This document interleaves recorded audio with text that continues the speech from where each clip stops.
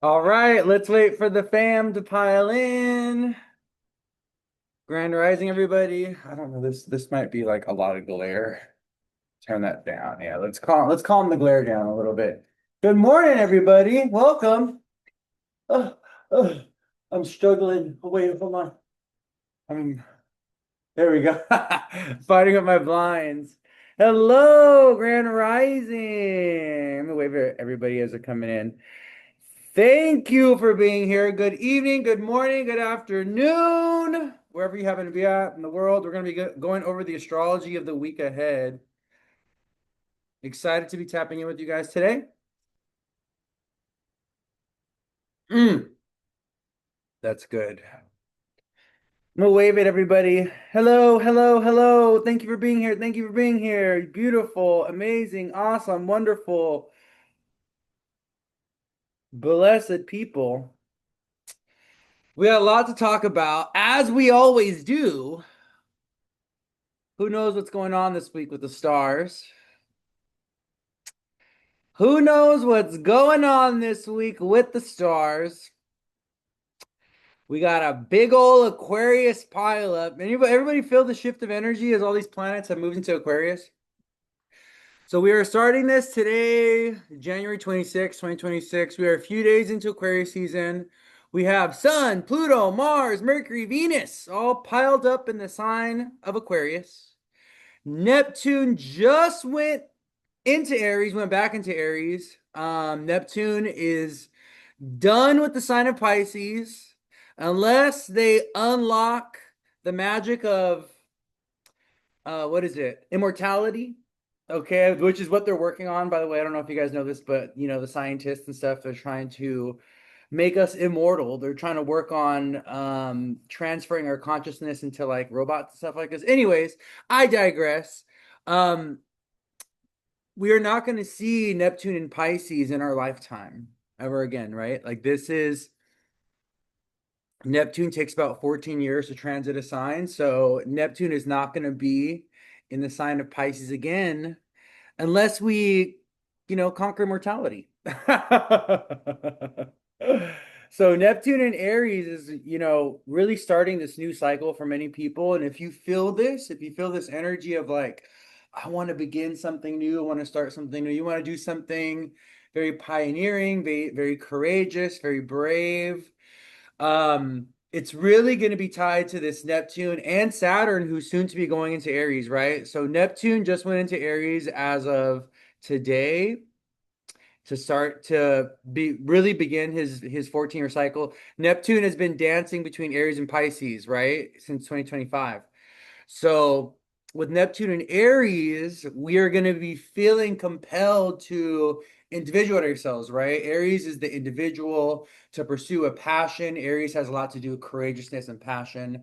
Aries is also the sign of the pioneer. So for many people, with Neptune and Saturn ingressing into Aries this Aquarius season, we're going to see them doing something new, doing something different, deviating from the norm, initiating something new, forging a new path forward, and doing something different that kind of maybe challenges family expectations or challenges their karmic ancestral patterns. Okay. And also the other really interesting thing, a download that I got with Saturn, Neptune, and Aries is a lot of people are going to be changing career stuff.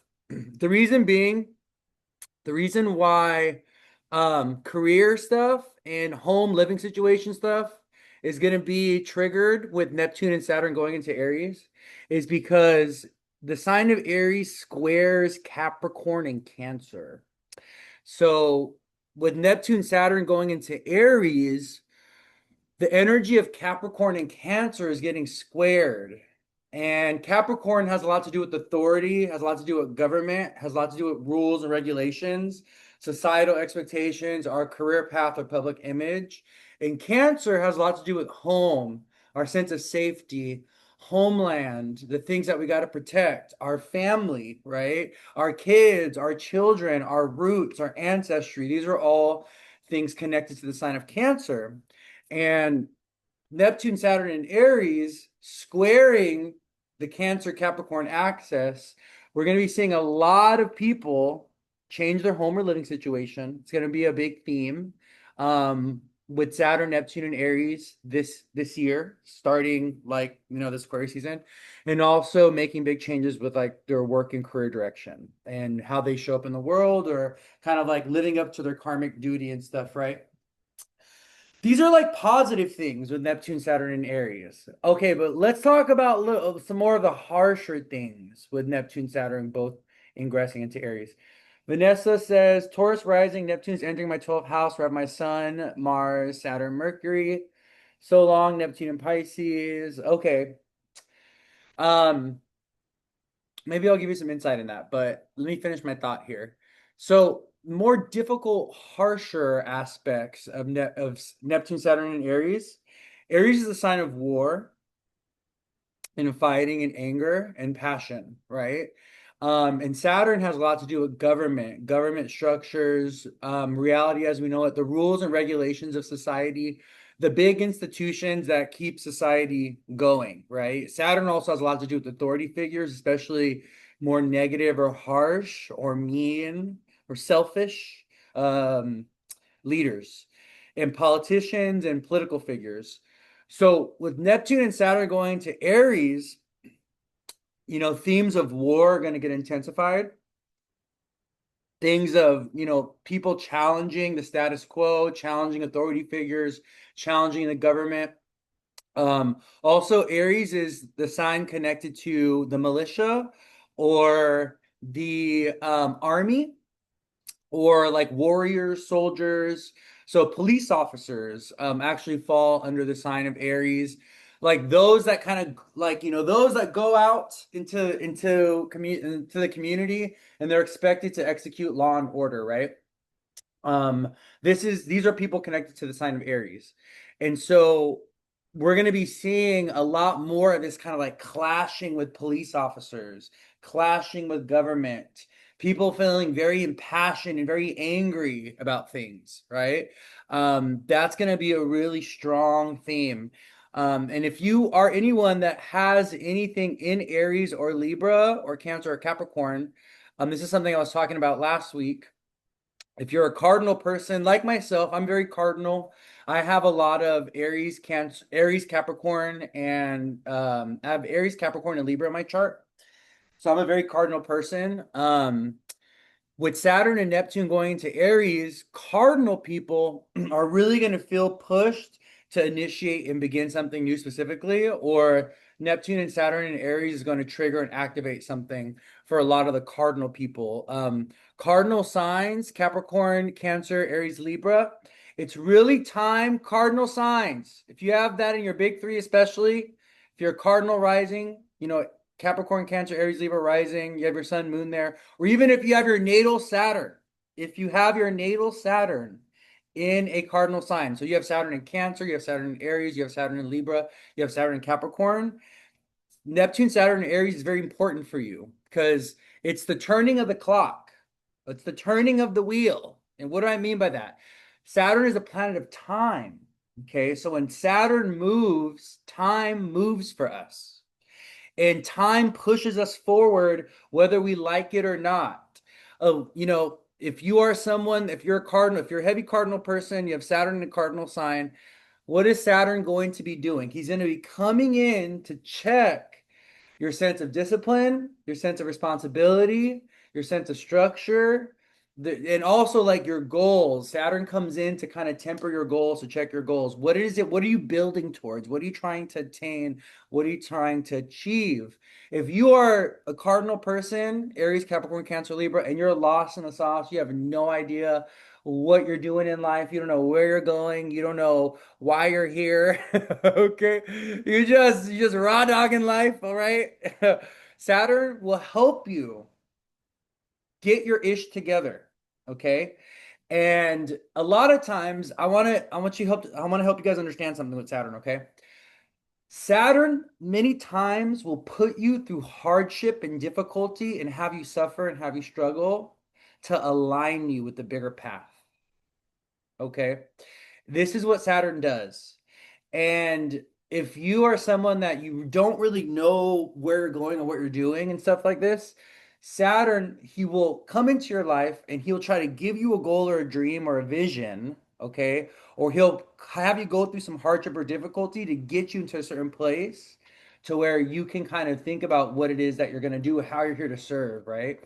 And one of the things with Saturn that I always think about with Saturn and with Saturn's work, when we're having Saturn transits or whatever, because Saturn is the planet of career and, he's connected to our 10th house and the sign of Capricorn. Um, I think of work sometimes that has to be done out of duty and out of service, and work that sometimes we got to do because no one else wants to do it. And so sometimes Saturn will have you go through a difficult or tough experience because that experience is actually meant to align you with a calling or a mission. And sometimes that mission is being of service and helping people and healing people, or even working in communities or working with people that are on the outskirts of society, that are disenfranchised. And you see this a lot with Capricorn and Aquarius people, or people that have a really strong, 12th house, sixth house signature, or even 11th house signature, um, being of service to the people, working with, the homeless, working with children, working with the elderly, working with the ill and the sickly. Like these are all callings of Saturn sometimes, or even working with those that have mental health issues or that are struggling with addiction.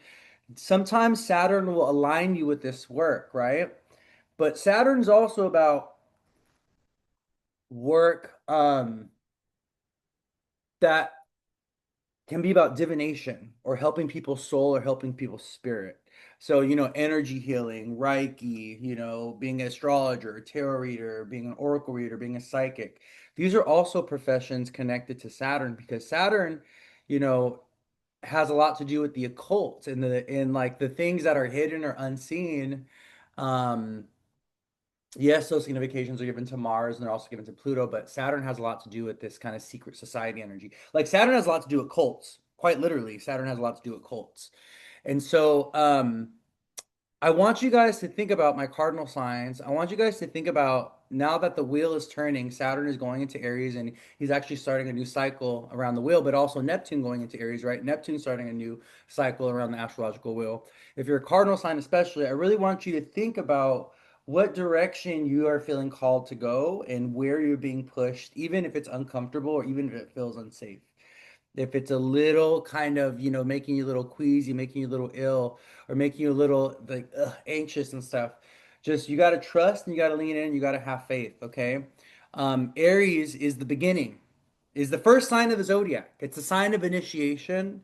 It's also the sign of, I think, the crash dummy sometimes, right? Aries, and those of you that have Aries energy or that have cardinal placements in your chart, you know what I'm talking about. Aries, Capricorn, Cancer, Libra. Because you're the first, you don't really have a blueprint. You don't really have a game plan. There's no one that's going to tell you, oh, here, this is the way that it's done. Do it the way that I've done it. Aries learns and experiences life through a lot of trial and error. And sometimes being the first one to go, like even if you think about people that go first, right? I'm a first person. Like, so if I'm in a classroom and everyone's like, and the teacher asks a question, I'm the first one to raise my hand, right? If someone's like, oh, who wants to go first? I'm gonna go first because I have North Node, Jupiter, and Aries, right? But sometimes when you are the first, when you have to go first, there's nothing that came before you. So you don't have a blueprint. You don't have a plan sometimes with when you're talking about cardinal energy, cardinal signs, especially the sign of Aries. Sometimes you just got to get up and go. You just got to do the damn thing. You just got to try it. And this is one of the things I love about Aries because Aries is down to try anything once. Aries is like, listen, I don't know if I'm great at it. I don't know if I'm gonna succeed or if I'm gonna fail, but you know what? Let's give it a go. Let's try it. And this is also one of the things that I really love about Australian culture. I think Australian culture is very Aries energy because one of their big slogans is like, just have at it. Just give it a go. You never know. Just like give it a go. Let's see what happens. You know what I mean? This is a very Australian mentality. And I would really invite you guys to really embrace this kind of like the high vibration of this Aries energy, which is, you know what? Just do it.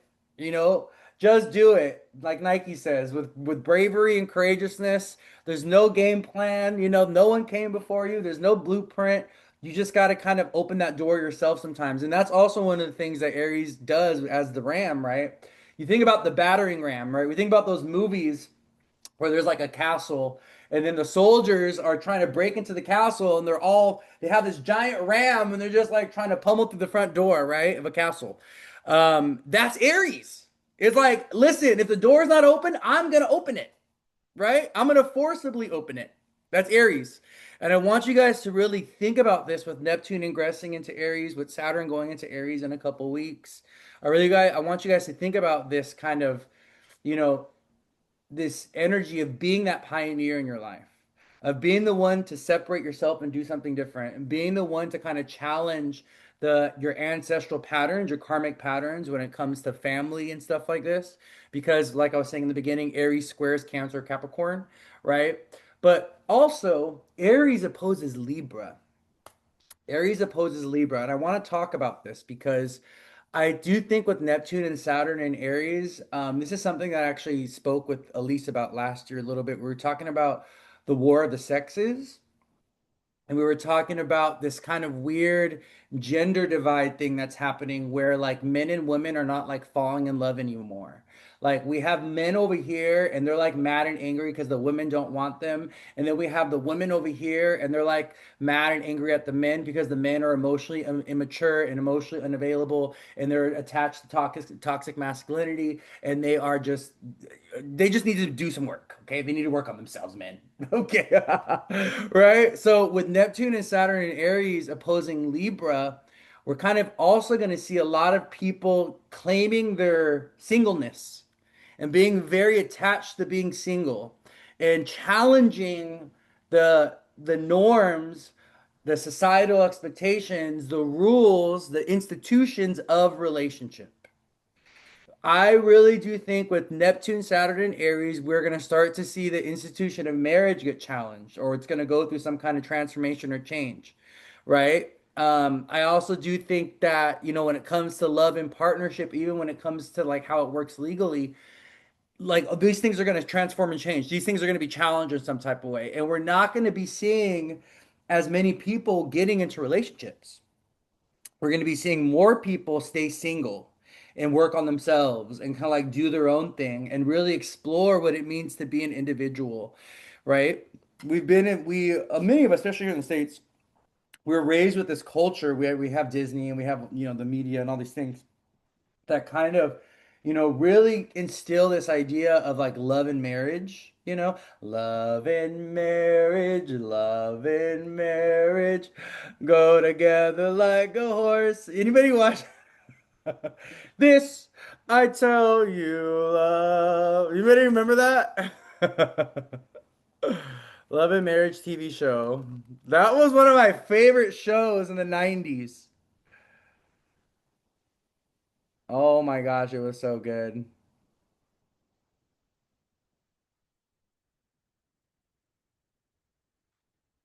Anyway, sorry.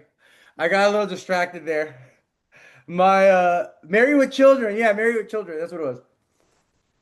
I was Married with Children with Al. I got a little distracted there. But right, like you think about it, right? If you think about the media, like all these shows, every show that you watch, no matter like, I guess other than like Two and a Half Men, but most of the shows that we watch, right, here in the States, especially even sitcoms and stuff, they're about a family. They're about a mother, a father, and kids. And then you'll have like these other actors, right? You'll have an aunt, you'll have an uncle, you have a maid sometimes, you'll have these other actors, but this like the idea of like the family units and like a relationship and like a marriage, like this is like such a thing. Well, with Neptune, Saturn, and Aries, with Neptune going in Aries now and Saturn going to Aries, like we're challenging that. We're challenging this idea of a relationship and a marriage and what that means. And we're going to see a lot more people really choosing individuality. My biggest fear is like with the war of the sexes. That's kind of with I think Saturn, Neptune, and Aries is going to be at the war of the sexes. My biggest fear is that men are going to get angry and mean again, or they're already kind of angry and mean, but they're like the extremist men are gonna like try to force women to be in relationships with them. And this is what happens. It's like a society thing. Like women get their freedom and their independence. And with that freedom and independence, women realize that they don't want men, they don't want to marry men or partner with men. Men get angry and mad about it, so then men create rules to go ahead and force the women to be with them. And then women are being treated like property all over again. And here we go. We're back to, yeah, no, we're back to the what? To the 1500s, 1600s. I don't even know what epoch that is or what time period that is, but I'm just saying it because it's like tales old as time. It's like this karmic cycle, right? That has a lot to do with women and their autonomy and their freedom and their independence. And when women are free and when they can choose for themselves, they don't want to choose men because men are unhealthy and toxic, right? Like so, but yeah, I think that's going to be a big theme. Neptune, Saturn, and Aries is more divorces and more separation, especially those of you that have Pluto and Libra, the Pluto and Libra generation. Neptune, Saturn, and Aries is going to show many of you guys how to let go.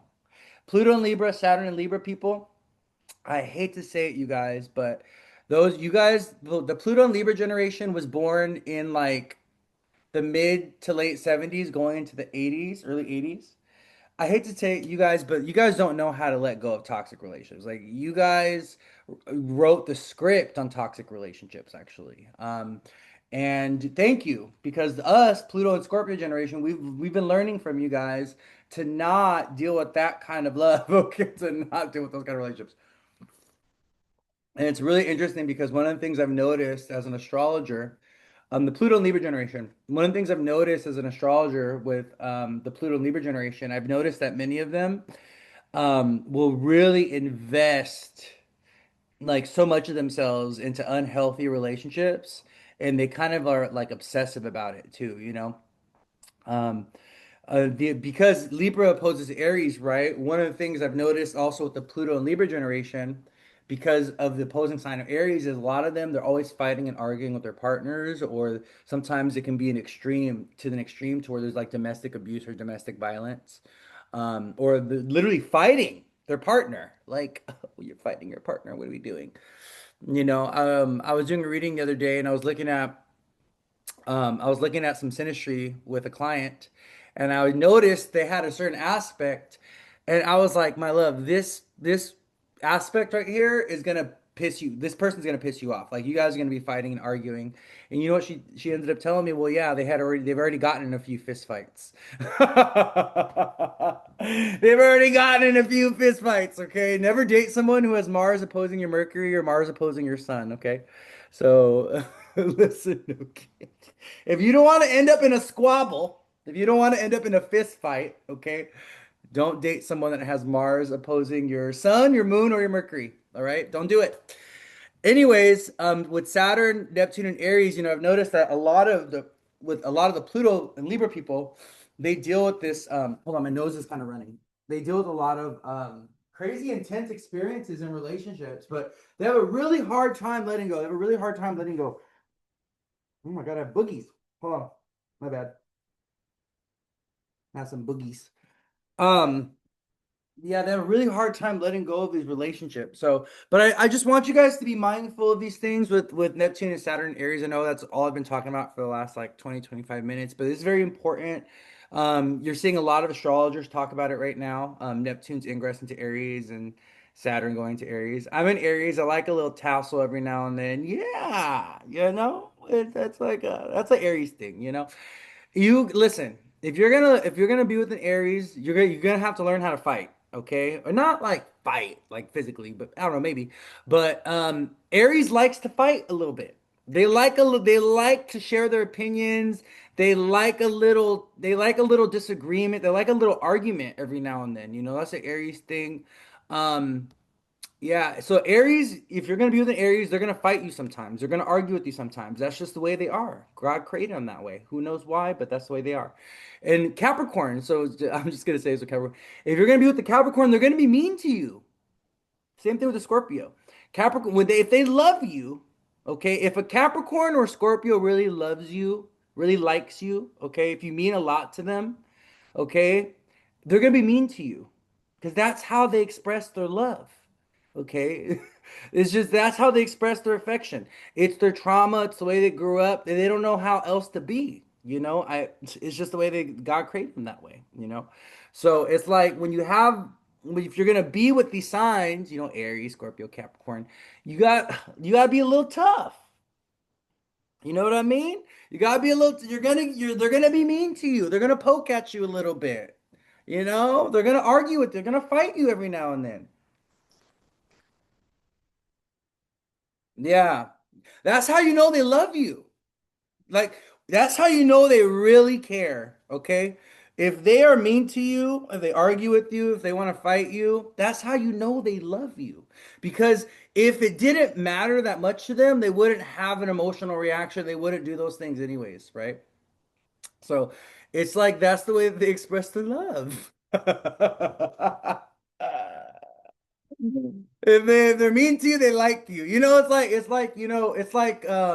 Like Helga from Hey Arnold. You know, she's Helga's a Scorpio, by the way. Okay, she had a little altar. So check this out. Helga from Hey Arnold, the cartoon. She had an altar of Arnold in her closet. She was like obsessed. Okay.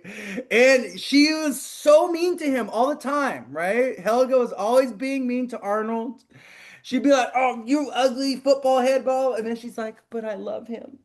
Oh, look it. He said hi to me today." That's a Scorpio thing. That's a Scorpio. That's Scorpio. That's Capricorn. Okay. Like she's a little bit Scorpio, a little bit Capricorn. That's her. That's Helga right there. Okay. They're like if they're mean to you, they like you. Okay, that's the Scorpio thing. That's the Capricorn thing. Also Aries, that's Aries thing. Yeah, that's their love language. Okay.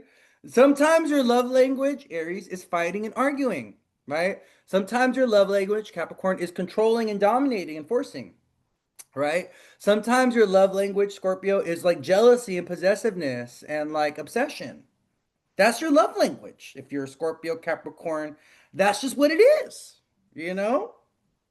So we just gotta learn to accept us for you gotta learn to you have to learn to accept our love, even if it's a little harsh sometimes, if it's a little painful, you know? We gotta poke you a little bit. We gotta make you bleed a little bit just to let you know that we love you. I'm saying I'm a Scorpio and a Capricorn, so I know this too well. Okay. Anyways, let's get back to the astrology. So with Neptune, Saturn, and Aries going with Neptune now in Aries, Saturn going to Aries, you know, your Aries house is gonna come alive in new ways, but you're also going to be experiencing some challenges or some difficulty around your Aries house. Okay, and this is something I want you guys to be mindful of. If you are learning astrology, if you are, following astrology, if you are a astrology enjoyer, or if it's like your hobby, really take a look at your Aries house or houses if you're using Placidus system. What houses or house do you have in Aries? And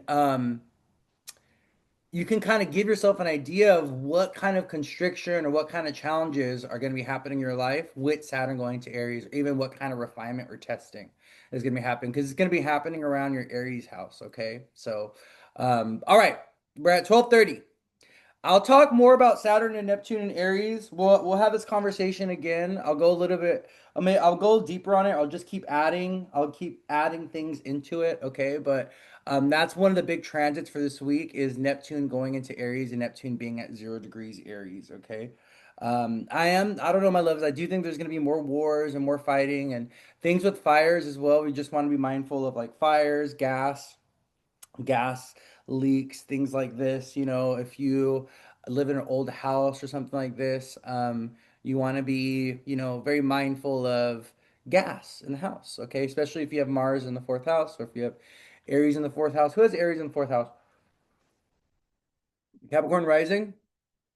You have Saturn, Mars. It's crazy. One time I did a reading for someone and they had Mars in the fourth house. And the download I got was like, oh my God, have you ever like caught your house on fire? Have you ever dealt with a house fire? They had gone through two house fires, and there was one time that, apart from those, um, where they actually and almost caught their house on fire. They like dropped a candle or something like this. Aries in the fourth, yes. Mars in the fourth house. Yep, that's that. Okay, no house fires. Careful, careful, careful. Mars doesn't do there. Mars doesn't do well in the fourth. Yeah, no, it's like having Mars in Cancer. So yeah. Okay, all right, let's move along. Move along now, kids. Move along now. All right, let's talk about this Aquarius stellium. So, as of this week, like I was saying in the beginning of the live, we have one, two, three, four, five planets all piled up in Aquarius. What do we got going on this week? Hold on. Do we have a full moon? Our full moon in Leo is at this week? Let me check. Hold on. Maybe not. The moon's in Taurus today. We do our next lunar event is going to be a full moon in Leo. Oh, Lord Jesus, a full moon in Leo. Oh yeah, it is this week, Sunday, February 1st. We have a full moon in Leo this week. Love yourself, know yourself, celebrate yourself, see yourself. Be the inner performer, let your inner star shine. The sun in Aquarius opposite the moon in Leo. We have a full moon on February 1st. It's gonna be a beautiful one, but let me tell you something. I'm gonna give you all a little bit insight into this full moon in Leo. It's gonna be a little sad. It's gonna be a little sad. Some of us are gonna be crying and leaving because we're leaving behind what we've known with this full moon in Leo. Let me tell you why. This full moon is gonna be a little sad for us. It's because we have Jupiter in the 12th house to the full moon. We have Jupiter retrograding Cancer in the 12th house. We also have an 8th house Saturn from the full moon. So Saturn is literally at 28 degrees within this full moon cycle, starting on the 1st, going until about the 14th, the 15th. Saturn leaves Pisces and goes into Aries. So the full moon, if you put the full moon on the rising, you make Leo rising for the full moon chart. We have a whole seventh house stellium. We have Venus, Mercury, Sun, Mars, Pluto in the seventh from the full moon. And then in the 12th house of the full moon, we have Jupiter. And in the eighth house of the full moon, we have Saturn in the north node. So this tells me that this full moon, we are wrapping ish up. And it's going to be a little sad because there's going to be things around grief and endings, but also kind of like this inner knowing that there's things that we have to absolutely leave behind because there's nothing there left for us. And I'm really getting this around home and living situations. It's really interesting. Like a lot of people are going to be leaving behind a domestic place of where they grew up, or they're going to be leaving their family behind, or like moving out of their home or something like this. Um, because they know it's part of their like mission. They know it's part of like their growth. They know that staying in that environment, in whatever environment, right? There's something around the stagnation of environments that I'm getting with this full moon in Leo. Us being in stagnant environments and us needing a shift or a change. So we literally have to put ourselves in a different environment. And we're going to be really feeling this with the full moon in Leo. We bring her on February 9th. Oh, yeah, look at so DHC girl said her mom passed Friday the 26th and they're burying her on February 9th. Yeah. 12th house Jupiter and Cancer. You know, the passing of a mother. Cancer is a sign of the mother, right? And so with that full moon and with Jupiter in the 12th and Cancer and Saturn and Pisces in the 8th, it's like, yeah, like funerals, like burial, like grief, like, the elderly passing, like, it's like we're feeling this generation. There's like a generational cycling happening right now. It's where, certain generate like the Pluto in Scorpio, Pluto and Scorpio, the Pluto and Leo, Pluto and Cancer generation is like leaving, and we're seeing a new generation kind of step into power, and like we're seeing people kind of get promoted within the family. We're like becoming the new ancestors, right? So I just want you guys to be mindful of this with this full moon in Leo. It's gonna be a heavy one. It's gonna be a little sad. But it's also going to be incredibly aligning when it comes to relationships, especially friendships and partnerships. There's gonna be a lot of really cool karmic alignment with like friendships and partnerships. I also think it's interesting that we have Valentine's Day within this full moon within this full moon cycle, and we have Mercury Venus together in Aquarius for the full moon, and Mercury actually rules the 11th house of friends in Gemini. So, I think this is a full moon that's really asking you, to align with community or to connect with community or to align with like friendships and to like lean on others. Like if you're going through something hard or difficult during this full moon cycle coming up on Sunday, this starts on Sunday. Um, this is the full moon that's asking us to lean into our relationships, lean into others, ask for the support, ask for the help, have those nice conversations. I do think we're going to be seeing some like commitments, like marriage proposals and stuff like this, because we have this whole seventh house stellium from the full moon. Yeah, everyone's sending condolences to DHC girl. She lost her mom. Rest in peace, my love. I know losing family is so tough and so difficult, and many of us, grief has been a very strong theme with Saturn and Pisces the North Node there as well. A lot of us have been grieving various things. We've been grieving things of the past, grieving a relationship, grieving those that have passed. Things with family. There's been a lot of kind of karmic stuff coming up with ancestry and family too. So there's been a lot of ancestral healing that people have been doing with Saturn and Pisces and Jupiter and Cancer, especially along the mother's lineage. There's been this call to really heal the mother's lineage. And this is why a lot of women right now, we're seeing this. I've noticed this with my readings. It's like been a pattern where there's a lot of women right now trying to rebuild a relationship with their daughters or rebuild a relationship with their mother or even with the sister. And they're trying to like figure that out because there's something there that they're trying to heal or work through, right? Emotionally. And when they're leaning in and they're feeling into it, the first thing that comes up is the relationship with the mother, right?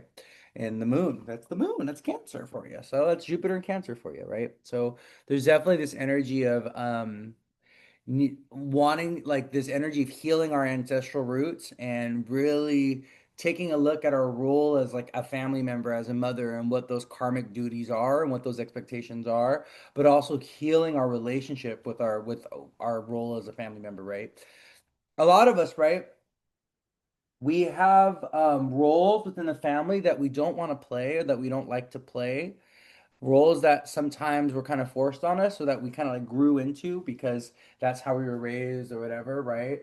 But we're trying to there's this call right now to kind of really take a look at the role that you play in your family and ask yourself if that's like really healthy and good for you, and if that's like sustainable for you, or if that needs to change or evolve in some type of way, right?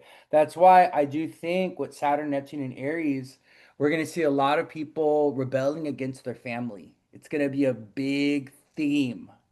Rebelling against the mother and the father. Like, even like later on in life, like let's say you're someone that's been like always loyal to your family, very connected to your family.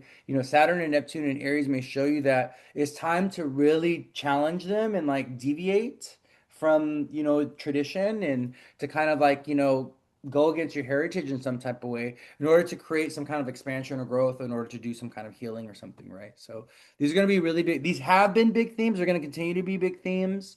Um, there are definitely big themes in Capricorn season, right? Because that Capricorn Cancer access. But yeah, I just want you guys to think about this. I'll go over the full moon on Saturday. We'll do a full moon in Leo live where I'll talk more details about it. But yeah, because it's square to Cancer, exactly. Yeah, because it's square to Cancer, because Jupiter's been retrograde in Cancer. Yeah.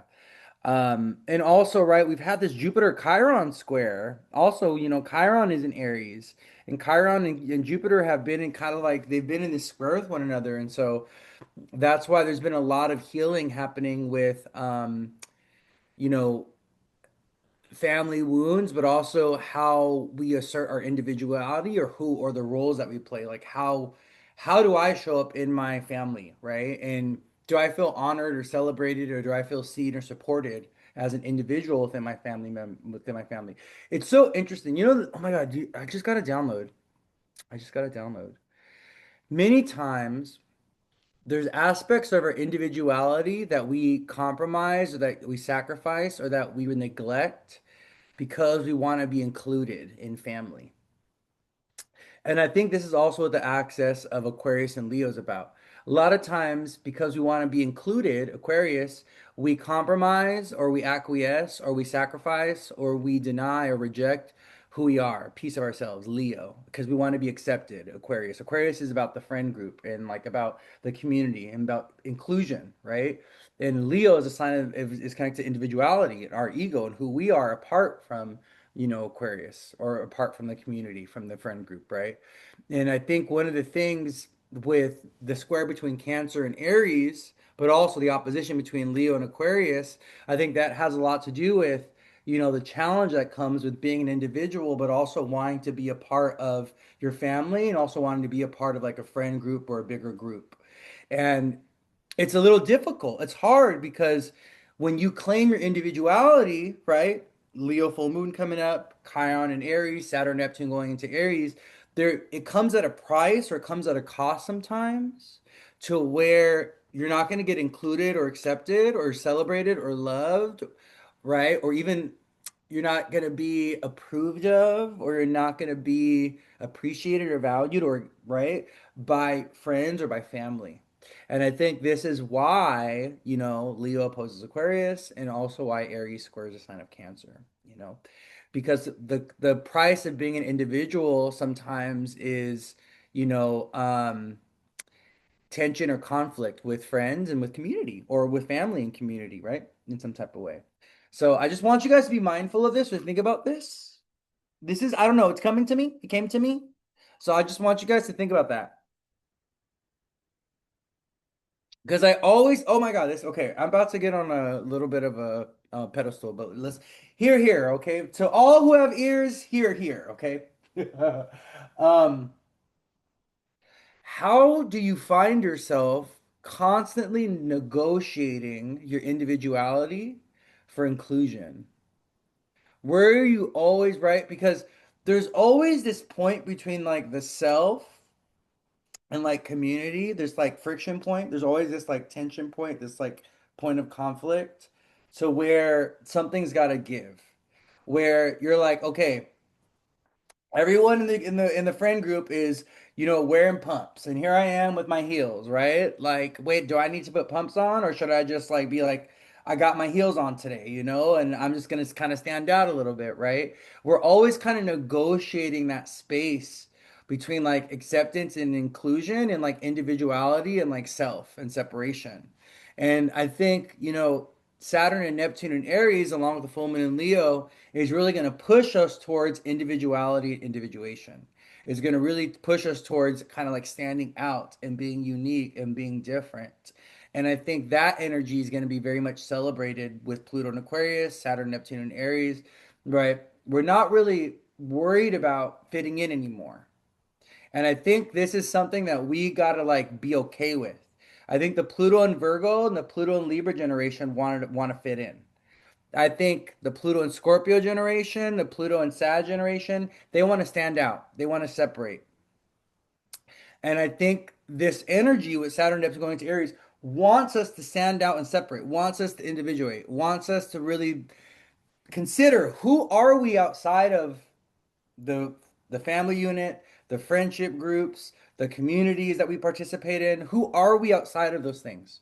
And I think this is what Saturn and Neptune is inviting us into conversation with, is inviting us to explore within ourselves, like who are you as an individual? If you could separate yourself and just be totally unique and different, right? And I think we should go extra hard with that. Artie says Pluto and Sag, and that's exactly how I feel. Yeah. And I want you guys to really think about this. Also, this Aquarius stellium, right? With, all these planets are going through Pluto, right? Or they've gone through Pluto. I was talking about it last week, how, we're going through this radical period right now, quite radical, quite fast. Things are moving very, very fast, where our future self is trying to be born. Pluto and Aquarius, right? Last week, We had the Sun, Mercury, and Venus go through Pluto. This week, actually starting tomorrow, I believe tomorrow, Mars and Pluto are together at 3 degrees Aquarius, right? And from last week to this week, this Aquarius season overall is asking you who's your future self? How do you need to evolve? What parts of yourself, of your identity, of your personality, of your ego, because Aquarius opposes Leo, right? What parts of yourself, your ego, your identity, your personality, your character do you need to leave behind so that your future Aquarian self can be born? Okay? Because the future needs you. This is one of the things I was saying last week. The future needs you, and we need you. Spirit needs you, okay? God needs you, okay? But who is that future self that you're working on? And what do you really need to like transform and change? Where do you need to really get into the crevices, into the icky dark corners of your identity so you can transform and shed some of that bullshit that is no longer serving you? That lack of confidence, that self-doubt, that those insecurities, that shyness, that timidness, that way of thinking about yourself, oh, I'm not smart enough, or I'm not strong enough, or I'm not capable, that fear, all those fears, those deep fears, because Pluto exposes fears as well. Those fears that are holding you back. It's time to compost those and let those go. Okay. Um, we all got to really work. It's so funny because, if you grew up in the States, everyone has like not everyone, but a lot of people grew up, with this desire for fame. It's like a real thing. Like if you grew up in the States, or even seeing it with all the kids right now on TikTok and everything, like everyone wants to be famous. Everyone wants to be a celebrity, right? Like we grew up like this though. We were raised watching celebrities. We were raised in celebrity culture, and we were raised kind of like, in Hollywood and with musicians and all these like there's many of us have this deep desire to be famous, especially if you grew up in the States, right? But do you know what that's a reflection of? Do you know what that's a reflection of? That's actually a reflection of a really fragile, insecure ego. Because once you have really start working on your sun, like your ego, like your sense of self, your confidence, your identity, a lot of the falseness of the ego, the pride, the arrogance, the craving for attention, the craving for recognition, the desire to be seen and known, a lot of that starts to fall away. And you start to, in healing your relationship with the sun, in healing your relationship with authority, with your ego, with your ability to shine and grow, you'll start to align with a mission or a purpose behind the shine, right? And this is one of the things I tell people. It's like being famous, having the desire to be famous is not enough. What do you want to get famous for? What do you want to get famous doing? And what are you going to use your fame for, right?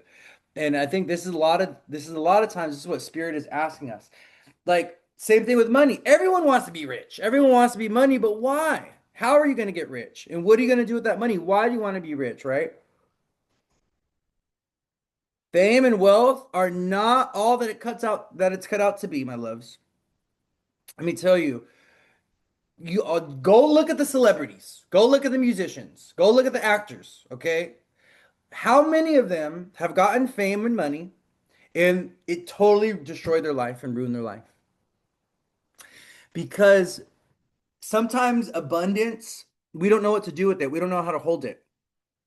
And that's why I always tell people, be careful what you wish for, because whatever you wish for, also ask that spirit gives you the capacity and the wherewithal and the strength and the awareness to be able to hold it and sustain it. You can get rich and famous, you can win $1 million, but if you don't know how to hold it, if you don't know how to carry it, if you don't know how to be responsible with it, then guess what? That $1 million or that fame and that wealth can be very destructive and very toxic and very unhealthy for you, right? And a lot of times we just, because we're not used to carrying something like that, right? We drop it. We drop the ball. We drop the ball. So this is why I think it's really important, it's really important that we be mindful of what we ask for, and that we kind of have to, with all this Aquarius energy, we have to really search our soul, the sun, right? Soul, SOL, the sun within us, the sun, the heart, the ego, our identity. We really got to search ourselves to see what is behind that desire for fame, or what is that behind the desire for recognition. And what you may find is deep insecurity, deep insecurity, a need for validation, a need for recognition, right? And also a desire to connect to creativity, to self-expression. This is one of the beautiful things about Leo energy. And this is one of the things I love about Leo energy. When Leo energy is in alignment, it is creating, it's sharing its gifts and talents for the sake of the talent, for the sake of the magic, for the performance, for the show. You know, this is why we love Leo, and we love celebrities that are actually talented, right? We love celebrities that are brilliant singers, that are brilliant actors, like that are actually the real deal, that are talented, because Leo is also a sign of talent. It's also the sign of our inborn God-given gifts. You have a gift for singing, you have a gift for leadership, you have a gift for speech, right? You have a gift for, psychic spiritual gifts. You have a gift for music. You have a gift for performing, right? Those are all Leo things. They're all your fifth house, Leo things. These are the gifts that we've been given. But those gifts that we've been given, right? We got to let them shine. We got to allow our inner child to shine, right? So that we develop confidence and security around our creative expression. That is so important, right? It's like, if we really move away from Leo as just being a sign of fame and leadership and popularity, Leo is also the sign of creativity and self-expression and performance and like dance and art and like singing and all these things, right? And so I really do think that with the full moon and Leo coming up on Sunday, we're all being invited to connect to our inner Leo, our inner child, our inner performer, right? Our inner celebrity. Like, how do you take the stage? How do you perform? How do you show up in the world, right? And are you confident around your creative expression? So many of us are disconnected because we don't have a creative outlet. We don't really know who we are because we haven't really explored our gifts and our talents. And we're very insecure, right? Many of us feel very insecure to try new things. Like, you may desire to pick up a cello and start playing cello. You may desire to take some singing classes, right? You may desire to pick up painting or even take a cooking class. But you have a lot of insecurity around learning and around exploring that talent because you were never celebrated, right? Because you don't have the confidence of sharing your creative expression. Well, the full moon of Leo is inviting us to share our talents and our gifts and to explore those things and to have fun and play with it. You never know what you may be good at.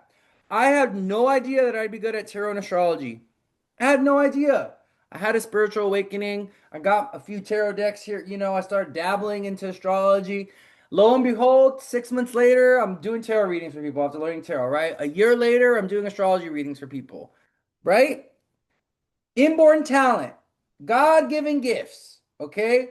I had no idea that I'd be good at tarot and astrology, right? I just have a thing for it. It likes me and I like it, and that's just the way it is, It's not that hard for me.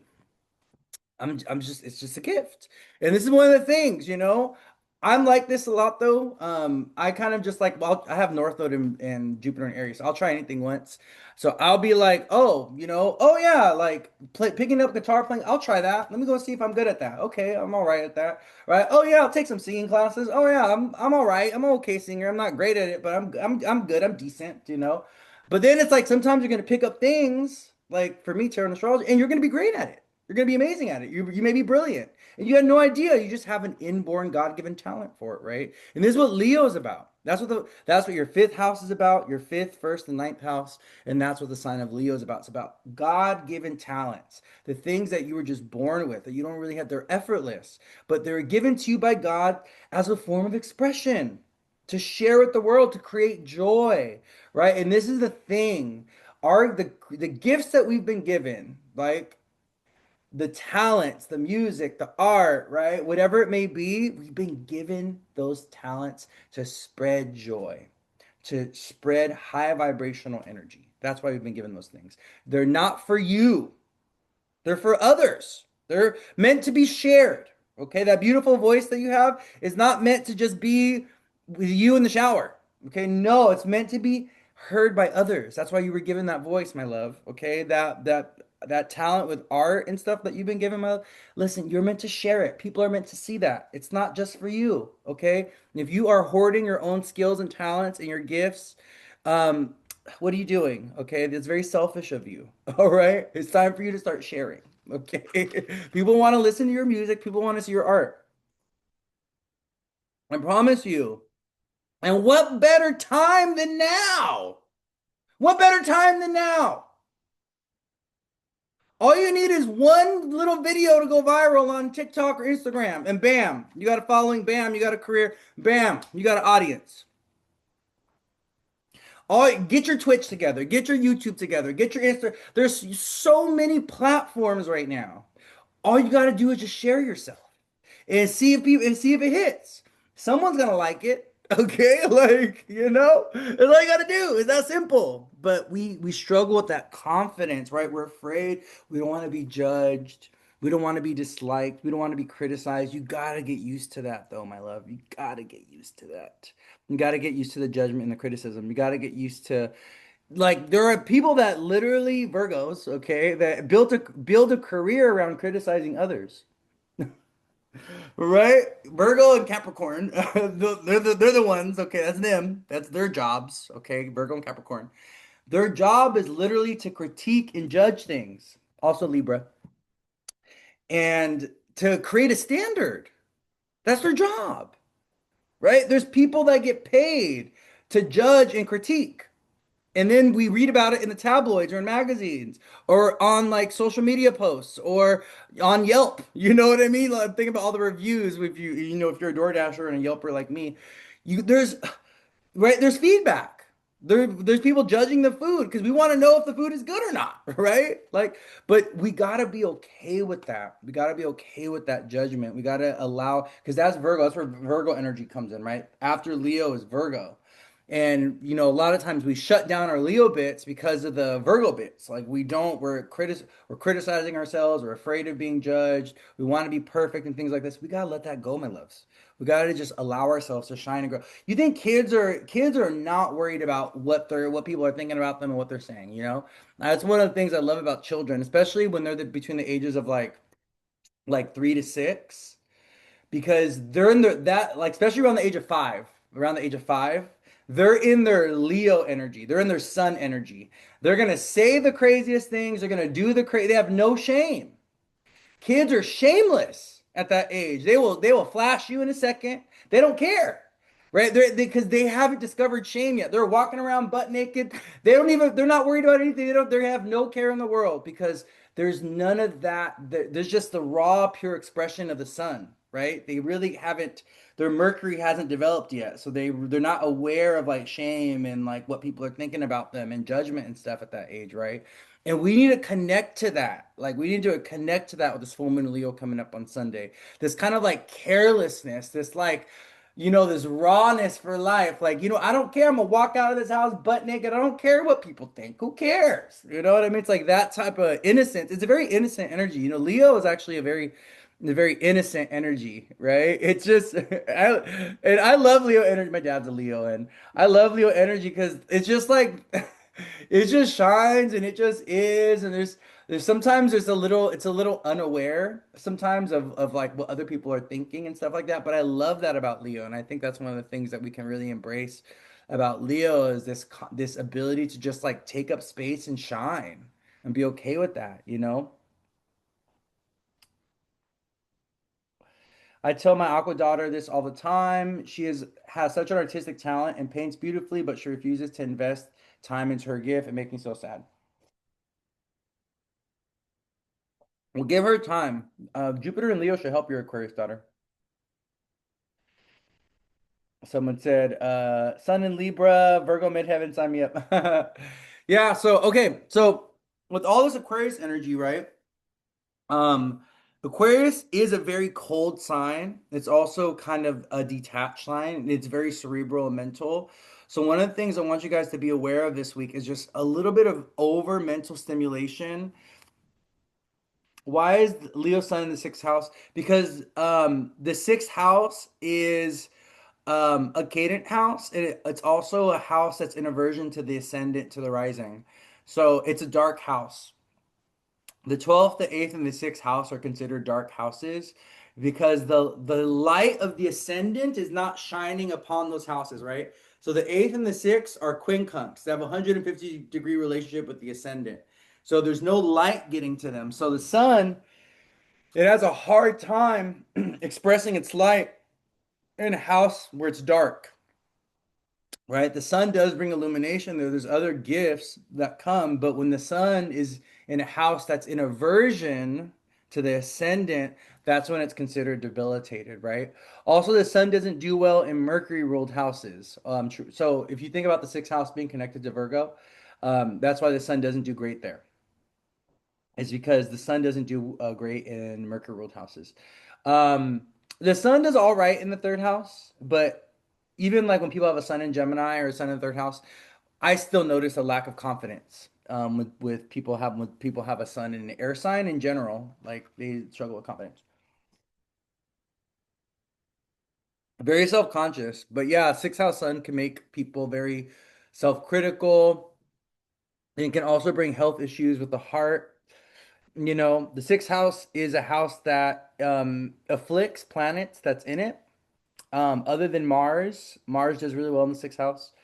Um, Saturn is said to do pretty good in the sixth house too, but I don't know. From my readings and my experience, when people have Saturn and Mars in the sixth house, it tends to bring, no matter what, some kind of hardship or difficulty. The benefics, Jupiter, Venus, do not do well in the sixth house, as well. But yeah, the sun is debilitated in the sixth house because it's in aversion to the ascendant. That's why they say that. So it's, it kind of makes you like a Virgo. And I see this people that have a sun in Virgo, sometimes they struggle with confidence and self-worth, and they're going to struggle with sun things, right? So the sixth house is the house of employees. It's the house of service workers, right? It's the house of servants. Traditionally, it's also the house of slavery, right? Indentured servitudes or servants or slaves. So the sun is a planet of authority, though. It's a planet of leadership. It's a planet of the king and the queen. So you put the sun in the sixth house, and it's kind of like putting the king or the queen and giving her or him a like day job, and like giving the king or queen, like making them like a servant, right? And that's where it's like kind of clunky. They don't really align, right? So, yeah, that's why the sun's in debilitated or in aversion in the sixth house. Anyways, so going back to the Aquarius stellium, right? Aquarius is a very cerebral mental sign.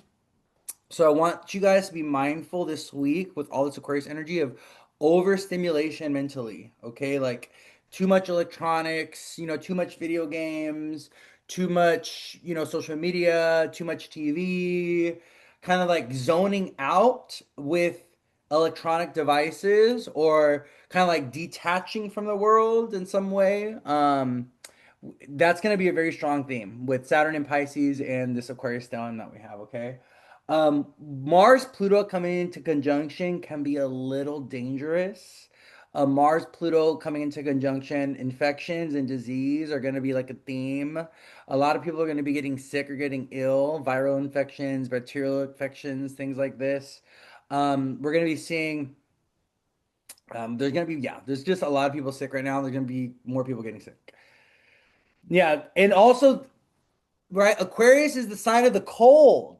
So Aquarius, is like the Iceman. An Aquarius archetype is Dr. Freeze from Bat. Is his name Dr. Freeze?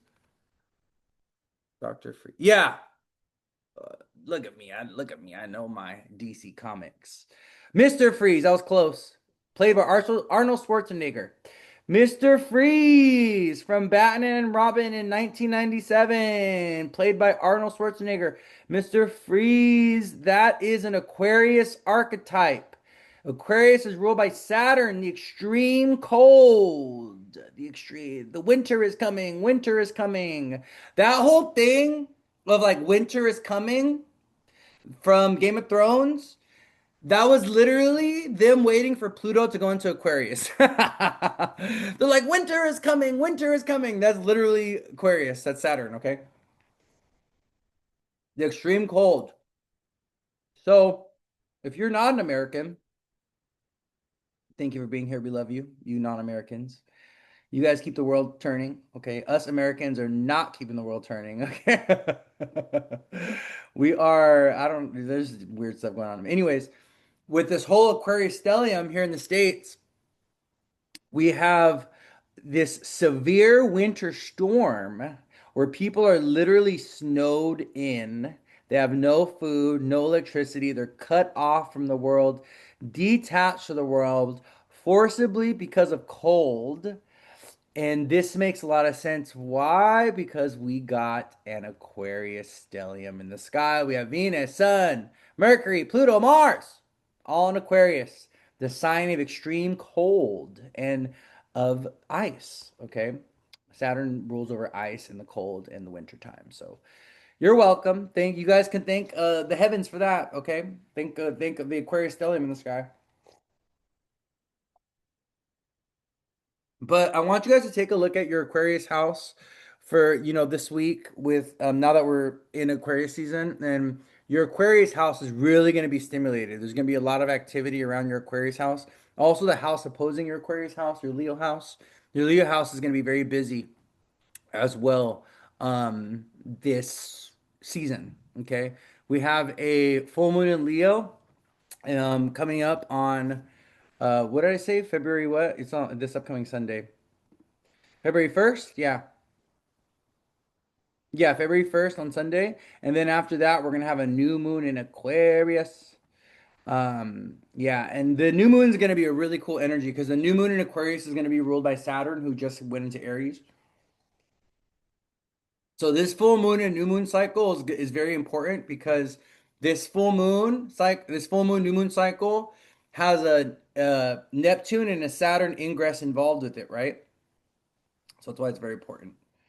We're expected to have another storm this weekend. Well, that's not surprising. But yeah, with Pluto and Mars together, espionage, deception. If you are a fixed sign, if you are Scorpio, Aquarius, Leo, Taurus, you need to be very mindful of this Aquarius stellium, this Aquarius energy moving, okay? Because yeah, we're gonna see the fixed signs kind of being a little agitated, being a little assertive, kind of challenging people. We're gonna see we've already seen the fixed signs feeling a little bit more mentally and socially stimulated. They want to have conversations and they want to talk to people about things and they're trying to figure stuff out right now where, relationships and partnerships are at and stuff like this. The fixed signs, Aquarius, Taurus, Scorpio, Leo.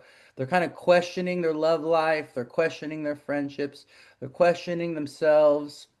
They're questioning God. Okay, who are you not questioning? Okay. And the fixed signs are having to learn they've been having to learn some tough lessons, but let me tell you, there's gonna be some lessons that they gotta learn. This Aquarius season, fixed signs. You gotta learn how to let go. You gotta learn how to detox. You gotta learn how to embrace some change. You gotta learn to embrace change. The fixed signs do not like change, okay? Especially Taurus and Aquarius. Taurus and Aquarius do not like change. What's so funny is like Aquarius comes off as a sign that's very, very progressive and it's very open to change.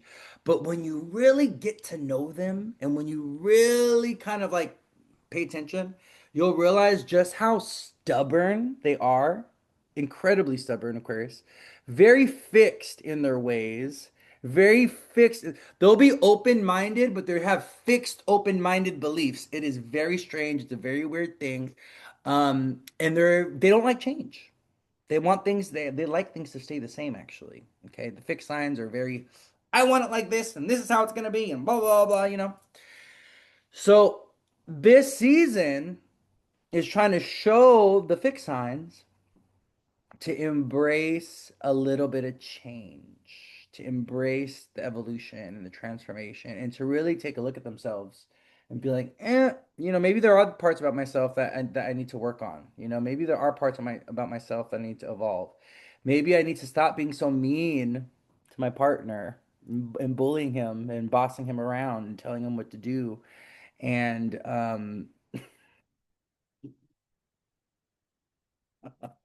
listen, you know who that was for? That was for somebody very particular. I'm not gonna say no names. I'm not gonna say no names. Maybe they'll out them. Maybe they'll out themselves. Okay. But yeah, this Aquarius energy, right? It wants us to connect. It wants us to stay social. This Aquarius energy. The beautiful thing though is like because Venus and Mercury have moved past the sun, we're starting a new cycle with Venus and Mercury for many people. So this can look like new relationships, new partnerships. This can look like a new job. This can look like, new health routine. This can also look like just like new love, like love affairs or new romance, like things like this. Um, so we're going to be seeing a lot of kind of like, or maybe that's where people are at right now, like new relationships and new connections now that Mercury and Venus have pulled ahead of the sun, and they've renewed their energetic cycle, or they've started a new cycle in relationship to the sun. So that's pretty good. Um, Air signs, this is a really good vibe for you. Gemini, Libra, Aquarius. This whole Aquarius stellium is like really good for you. It's trying to activate you and it's trying to get you to kind of like move, okay? But you just need to be mindful. If you are someone that has Aquarius like in the eighth house or the 12th house or the fourth house, this can be a little bit of a difficult transit for you. But if you're someone that has Aquarius in houses 1, 5, 9, or even houses 2, 6, and 10, that means you're an Earth sign rising. If you have Aquarius in houses 2, 6, and 10, that means you're a Capricorn, Taurus, or Virgo rising.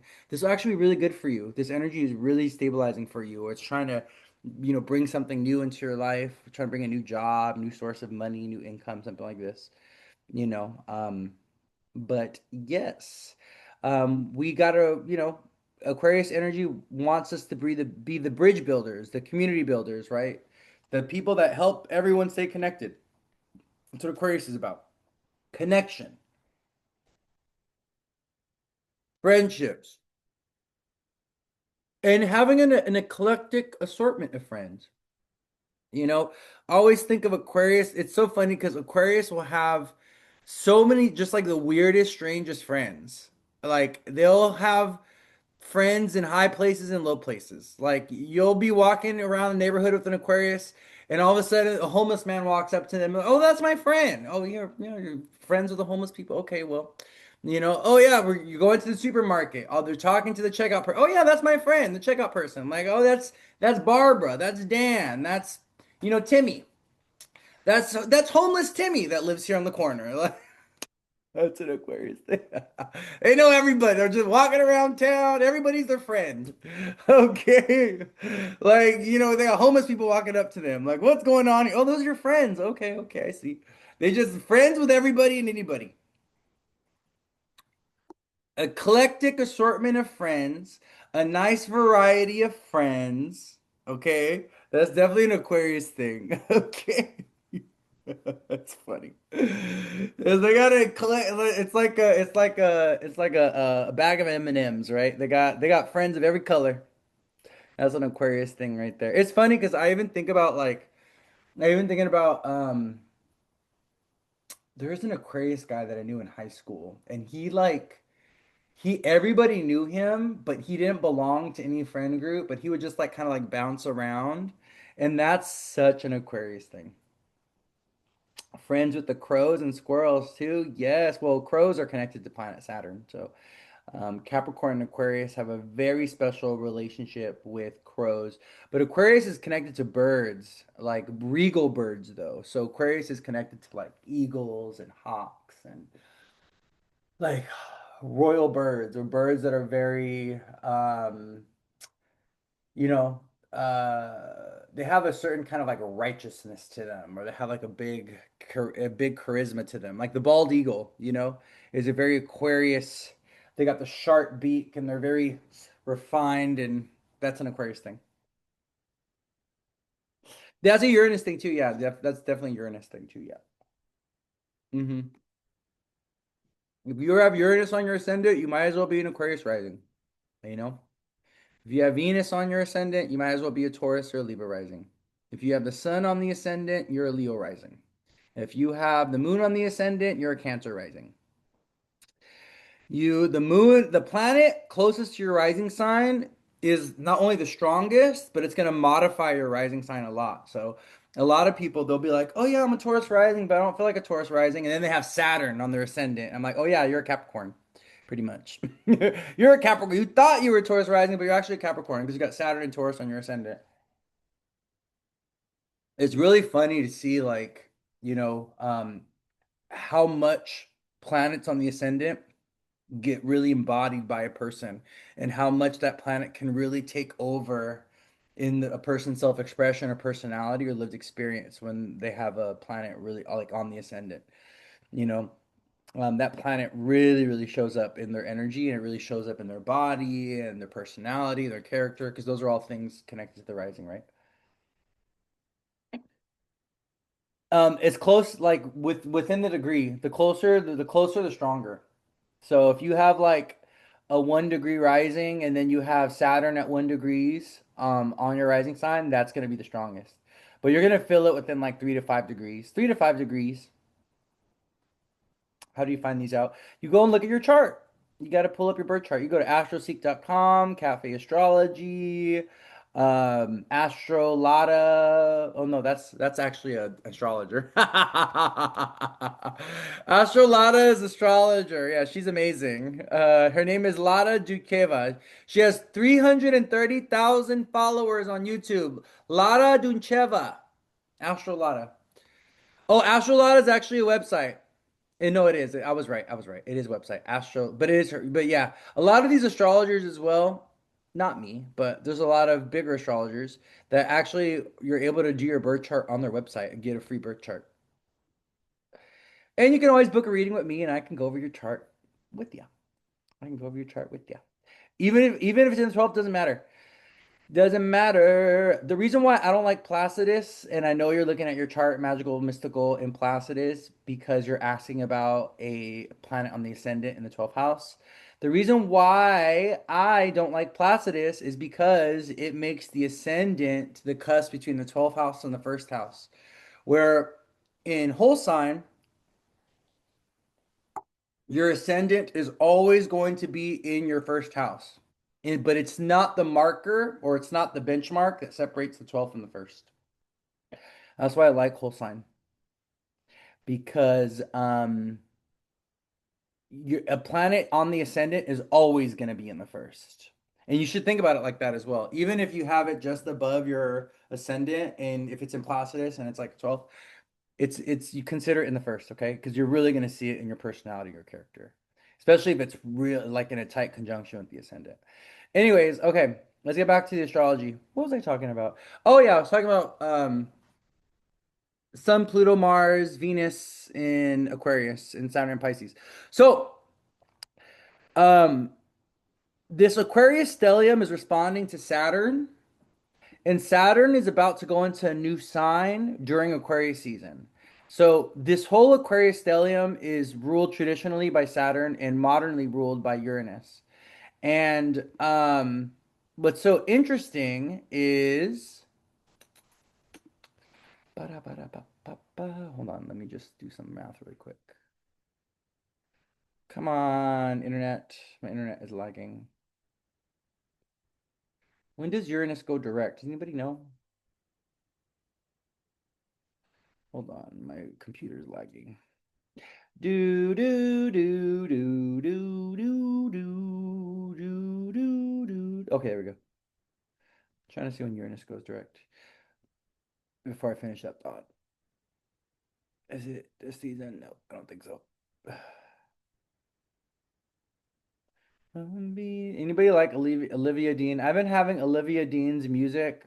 Oh, Uranus does go direct on the 9th. Feb 4th? Someone said February 4th? Let me go look at the 4th. Hold on. I'm going by weeks here. I'm not going by days. So I just jumped to the 9th and Uranus was direct already. So Uranus goes direct on the 4th. So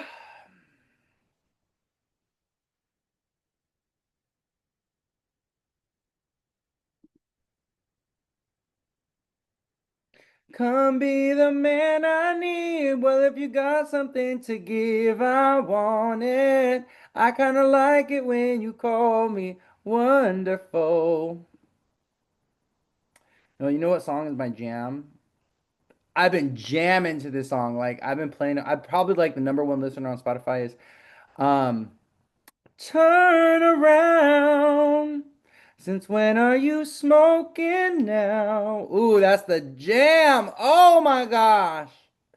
Back on your sofa. That song right there. That's the jam. That's the Jizzle jam right there.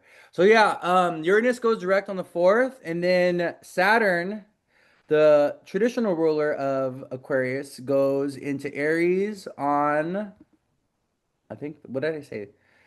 The did I say the 11th? Sorry guys. I have a weak Mercury. I apologize. I apologize. I apologize for my lack of detail. I have no Virgo placements, by the way. I have a weak Mercury and no Virgo placements, so I'm sorry if I don't get the details right all the time. Okay. On February 14th. Yep. On Valentine's Day, Saturn goes into Aries. So we have this Aquarius stellium ruled by Saturn and Uranus. And Saturn and Uranus are about to change. They're shifting energies. Uranus is about to go direct because he's been retrograde on February 4th. And Saturn is going into Aries on February 14th. So, what does this tell us? This tells us that this Aquarius season is going to be defined by initiation and new beginnings and opening of timelines, but also the releasing and ending of timelines. And this Aquarius season is a transition point for many, okay? Especially if you are a cardinal person, if you are a fixed person. So if you have a lot of Aries, Capricorn, Cancer, Libra, you have a lot of Aquarius, Taurus, Scorpio, or Leo in your chart. This is this is a season defined by change, significant change in opening of doors. Someone said Saturn going to Aries on February. Yeah, 13th to 14th. Yeah, it was like 13th to 14th, somewhere around there. Okay. And so we need to kind of like lean into the change. And it may be radical, it may be unexpected. The change may come because you get in a fight or argument with somebody. It could be like that. I got into that one argument with them and then my whole life changed. Something like this, okay? So we just need to lean in. Okay, we just need to lean in, lean in. Um, this is also a time when our kind of like energy is low. We're kind of like cold and even our heart rate kind of like slows down. Everything kind of. So Aquarius is when we go into hibernation because it opposes Leo. Leo's a sign of the heart, right? So I always think of Aquarius as like our heart rate slowing down. Aquarius season, like the cold comes and all of a sudden like we don't have sun anymore. We're not getting our vitamin D.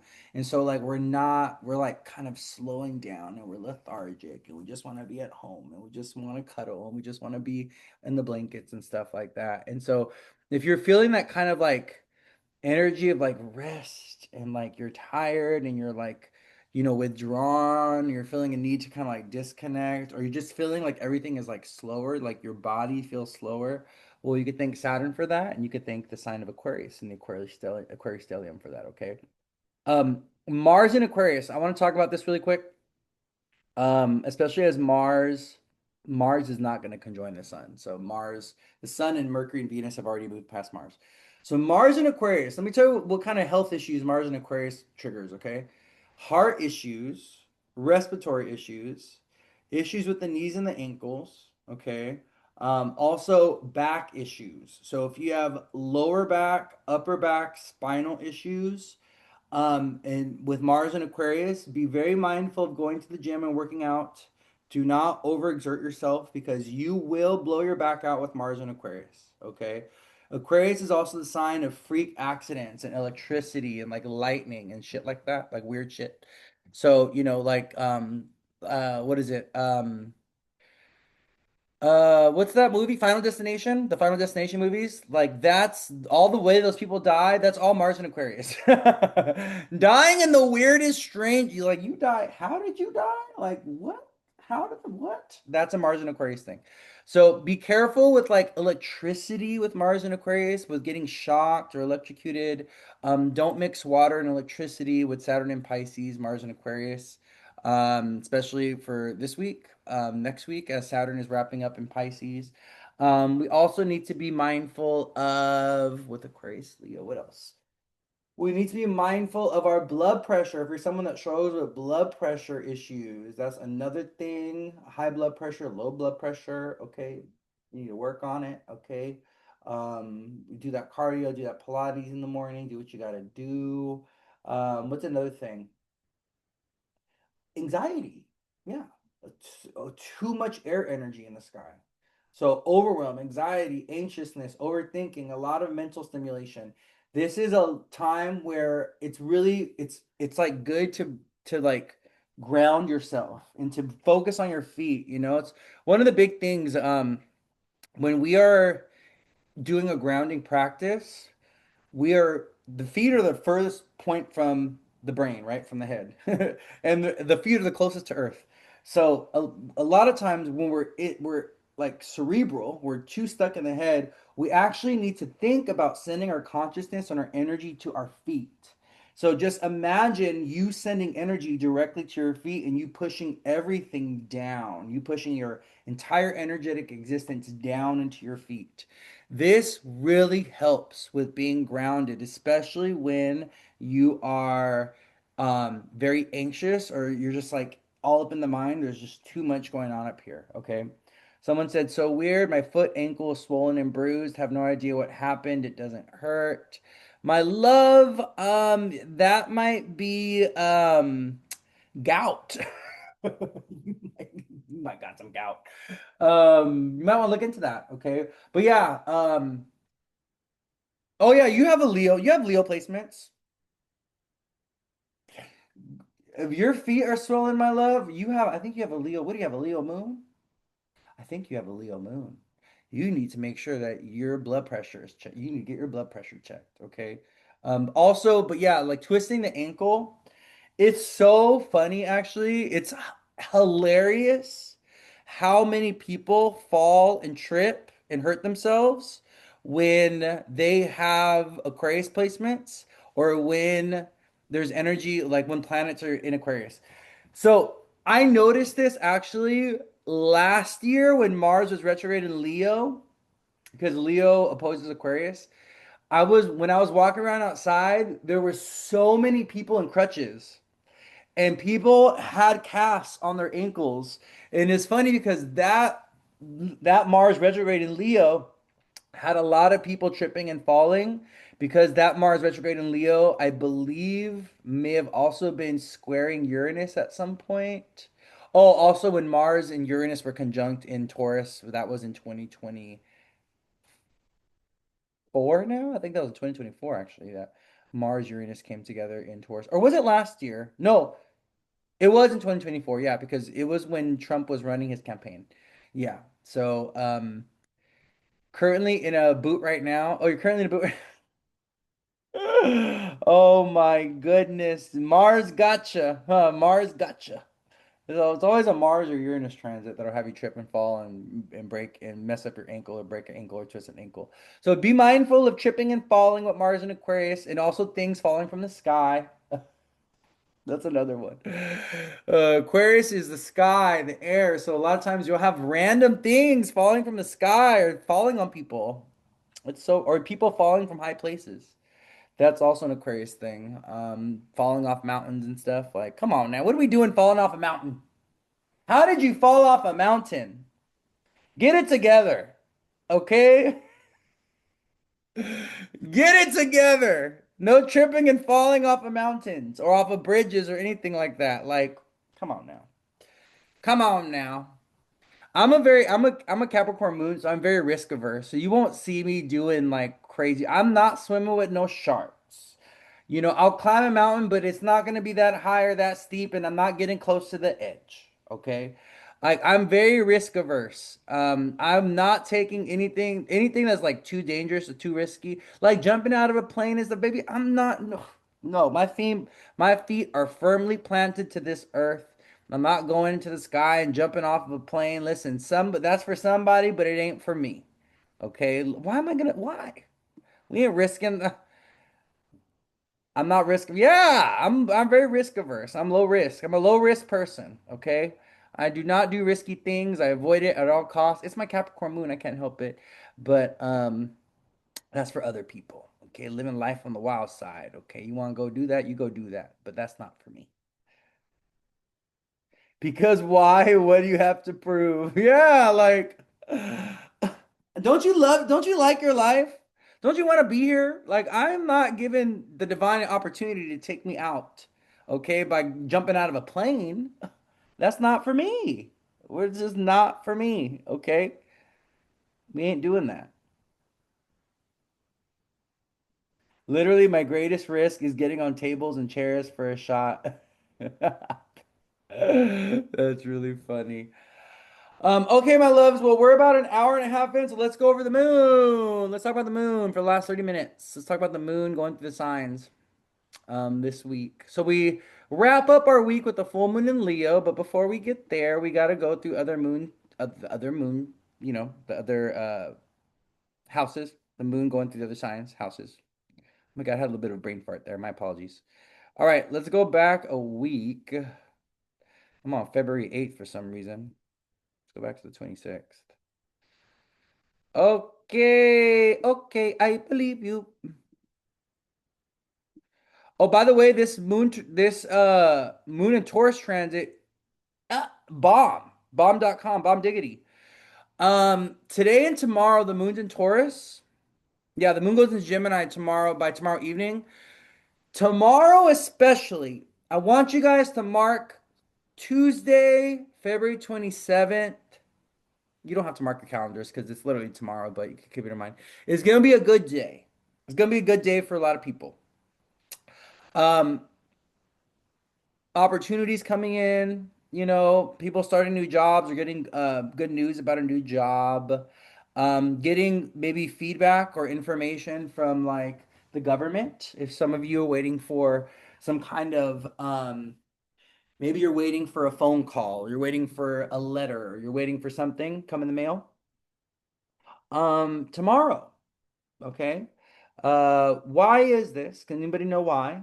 Anybody tell me why ain't nothing but a heart. Tell me why ain't nothing but a mistake. Tell me why I never wanna hear you say I want it that way. Sorry, had a little moment. So they're talking about the Taurus moon, and I just went with it. I just went with it. I had a moment. Thank you guys for being there and being a part of the moment. This is because, yes, Uranus and Taurus, but also because the new moon was in Capricorn at the last degrees of Capricorn, and the moon in Taurus is going to be trining the new moon in Capricorn that we had about a week ago. So the new moon in Capricorn, the moon in Taurus, whatever the new moon in Capricorn is meant to kind of bring into people's lives, or if there's like opportunity, or if they've been working hard at something, or if they've been achieving something, or if Saturn wants to give them a little gift, boop, Saturn wants to give you a little present, boop. We're going to be seeing it tomorrow as the moon goes to the last degrees of Taurus, because the moon is going to be trining our new moon in Taurus, right? That we had a week ago. Also, the moon in Taurus is responding to Venus, and Venus and Mercury are together. So with Venus, Mercury together, there's a lot of stimulation in relationships and a lot of communication. So people are talking. Especially when the moon goes into Gemini. So the moon goes into Gemini on Tuesday, and we're having in very important conversations Tuesday, Wednesday, Thursday. The moon is in Gemini, trining the Aquarius stellium. Okay. And Venus and Mercury are going to actually be in a conjunction on Thursday. So we have Venus and Mercury at 15 degrees. They can join each other on January 29th. as the moon is getting to 29 degrees Gemini. So Tuesday is a blessed day as the moon is wrapping up a Taurus, and the moon goes into Gemini, and then the moon in Gemini is responding to the Mercury Venus conjunction. So this is giving me a lot of important conversations that people are having. And they're having conversations about things to come, about future plans, future endeavors. It's kind of like people planning what's to come, and people kind of maybe even discussing travel plans or people just like certain choices or decisions that people need to make together. So that's another thing. Like we're gonna see this with the moon in Gemini, starting on Tuesday evening, Wednesday, Thursday. So 27th, 28th, 29th. Yeah, because then the 29th, by the evening time, and the moon goes into Cancer, and it's going to be with Jupiter starting on Friday. So that's actually going to be a vibe too. So there's going to be a lot of kind of like social stimulation, a lot of cerebral energy. Also, starting on Tuesday, going from Tuesday to Thursday, the moon in Gemini, we may be feeling very anxious and very paranoid. And so if you are someone that is all this air energy is just like too much, your nervous system is just like, oh, it's just like a little too much. Make sure you are staying connected to the body. Make sure you're eating grounding foods like earth vegetables. Oh, happy birthday, my love. Very cool. Your birthday's on Friday. Friday, Friday. Gotta get down on Friday. Oh, your birthday's gonna have Moon Jupiter in your solar return, Akila. Are you moving? You buying a new house? Are you investing in new property? Or remodeling your house this year, Akila? Moon, Jupiter together in Cancer in your solar return chart. Ooh, are you having a baby? You getting married? Um,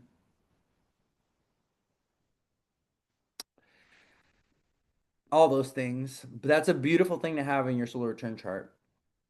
Moon, Jupiter conjunct in Cancer. Love that for you. Anyways, so yeah, we got the moon in Gemini, Tuesday, Wednesday, Thursday. Lung infections, lung illnesses, be mindful of this, especially if you're a mutable person right now. Cancer, Aries, Sag, Pisces. I'm sorry, Cancer, Sag, Virgo, Gemini. I don't know why I threw Aries in there. If you're a mutable person, you're almost done, but the moon in Gemini could be a little tough for you. So, it's the mutable signs have been the ones getting sick, getting ill. They're the ones having to deal with like the nodes right now and Saturn, the last of Saturn. So mutable signs, make sure you're taking care of yourself this week. Make sure you're taking care of your immune system, your health, your wellness, your body, your physical form. Those self-care routines are very, very important, mutable signs, okay? Make sure you're taking care of yourself and you just gotta get by. Okay, just get by right now. Just survive. Keep your head above water. Make sure you are floating. Libras, you need to get it together. Okay, Libras. No, this is gonna be good energy for Libra. The Aquarius stellium is activating Libra's fifth house. Wait, hold on. Yeah, fifth house. So Libras are looking for love this Aquarius season, and they're like trying to connect to joy and fun. Also, Libras are trying to party. They're trying to celebrate. They're trying to do something. They're out. Libras are outside for during winter time. That's when Libras get to put on all their furry coats and all their fancy clothes. And, they're walking around in 2-inch snow and 6-inch high heels. Okay, that's some Libra energy. Libras love Aquariuses too. Libra loves Aquarius. Go find if you're a Libra person, go find yourself a cold, mean Aquarius man. But you know what? Let me tell you one thing about Aquarius men. They tend to be very handsome. She said, "Ew, no financial stability." That's one thing about Aquarius man. Oh, Aquarius man, they're handsome. They're a handsome breed. They're a handsome breed, even though they're just so. What's wrong with them, Lord? What did you do to these Aquarius men? Why are they like that? Anyways, I digress. So, in the moon in Gemini, with Tuesday, Wednesday, Thursday. Okay, mutable signs. Watch for your health, especially your lung health. Okay, getting sick and stuff like that. Very handsome and emotionally unavailable and depressed. Like, pretty and depressed. How can you be so handsome and so beautiful? This is also Libra men too. How can you be so handsome And just like ugh, with that personality, with that ugly personality, like what is going on? Work on that person, work on that character. Develop some personality, okay? Looking like a robot. Dead as a doorknob, okay? Just boring. I swear. I've met some Aquarius men where a wall was more interesting than them.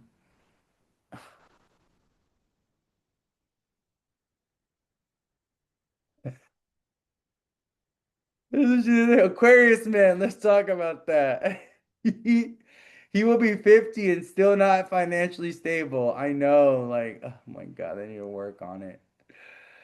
But yeah, okay. So moon in Gemini, and then the moon goes into okay, so a few things I want you guys to be mindful of though. So Moon Uranus tomorrow, unexpected, you know, I feel like I say this on rote, but big changes, plans can go awry, something radical, interesting run-ins with strangers, hanging out with your aunt or your uncle. Moon conjunct Uranus tomorrow on Tuesday. Um, Tripping and falling. Okay, be careful with that. But I really do think this energy, then, like I was saying with the new moon in Capricorn, is inviting us to kind of like make money in new ways, or even to explore new business or work opportunities, or to like go into business partnership. Like these are things that people are kind of thinking about. Okay. Or these are some things that these maybe some energies. There's some experiences with the moon hit with Uranus. Okay, tomorrow.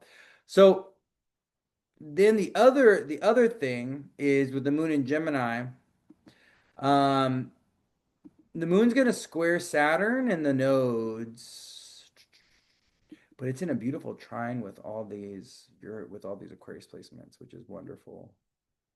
This actually feels like a positive week, though. It doesn't feel like a negative heavy week. It may be very cold, but it actually feels like a good week because the moon in Taurus is responding to Venus, Mercury together. The moon in Gemini is responding to Venus, Mercury, and then the moon's going to be in Cancer with Jupiter. So this just feels like a good week. Like there's doors opening, roads opening. People are feeling opportunistic. People are feeling hopeful about the future, excited about the future. People are planning, important decisions they have to make, conversations that they're having about the future.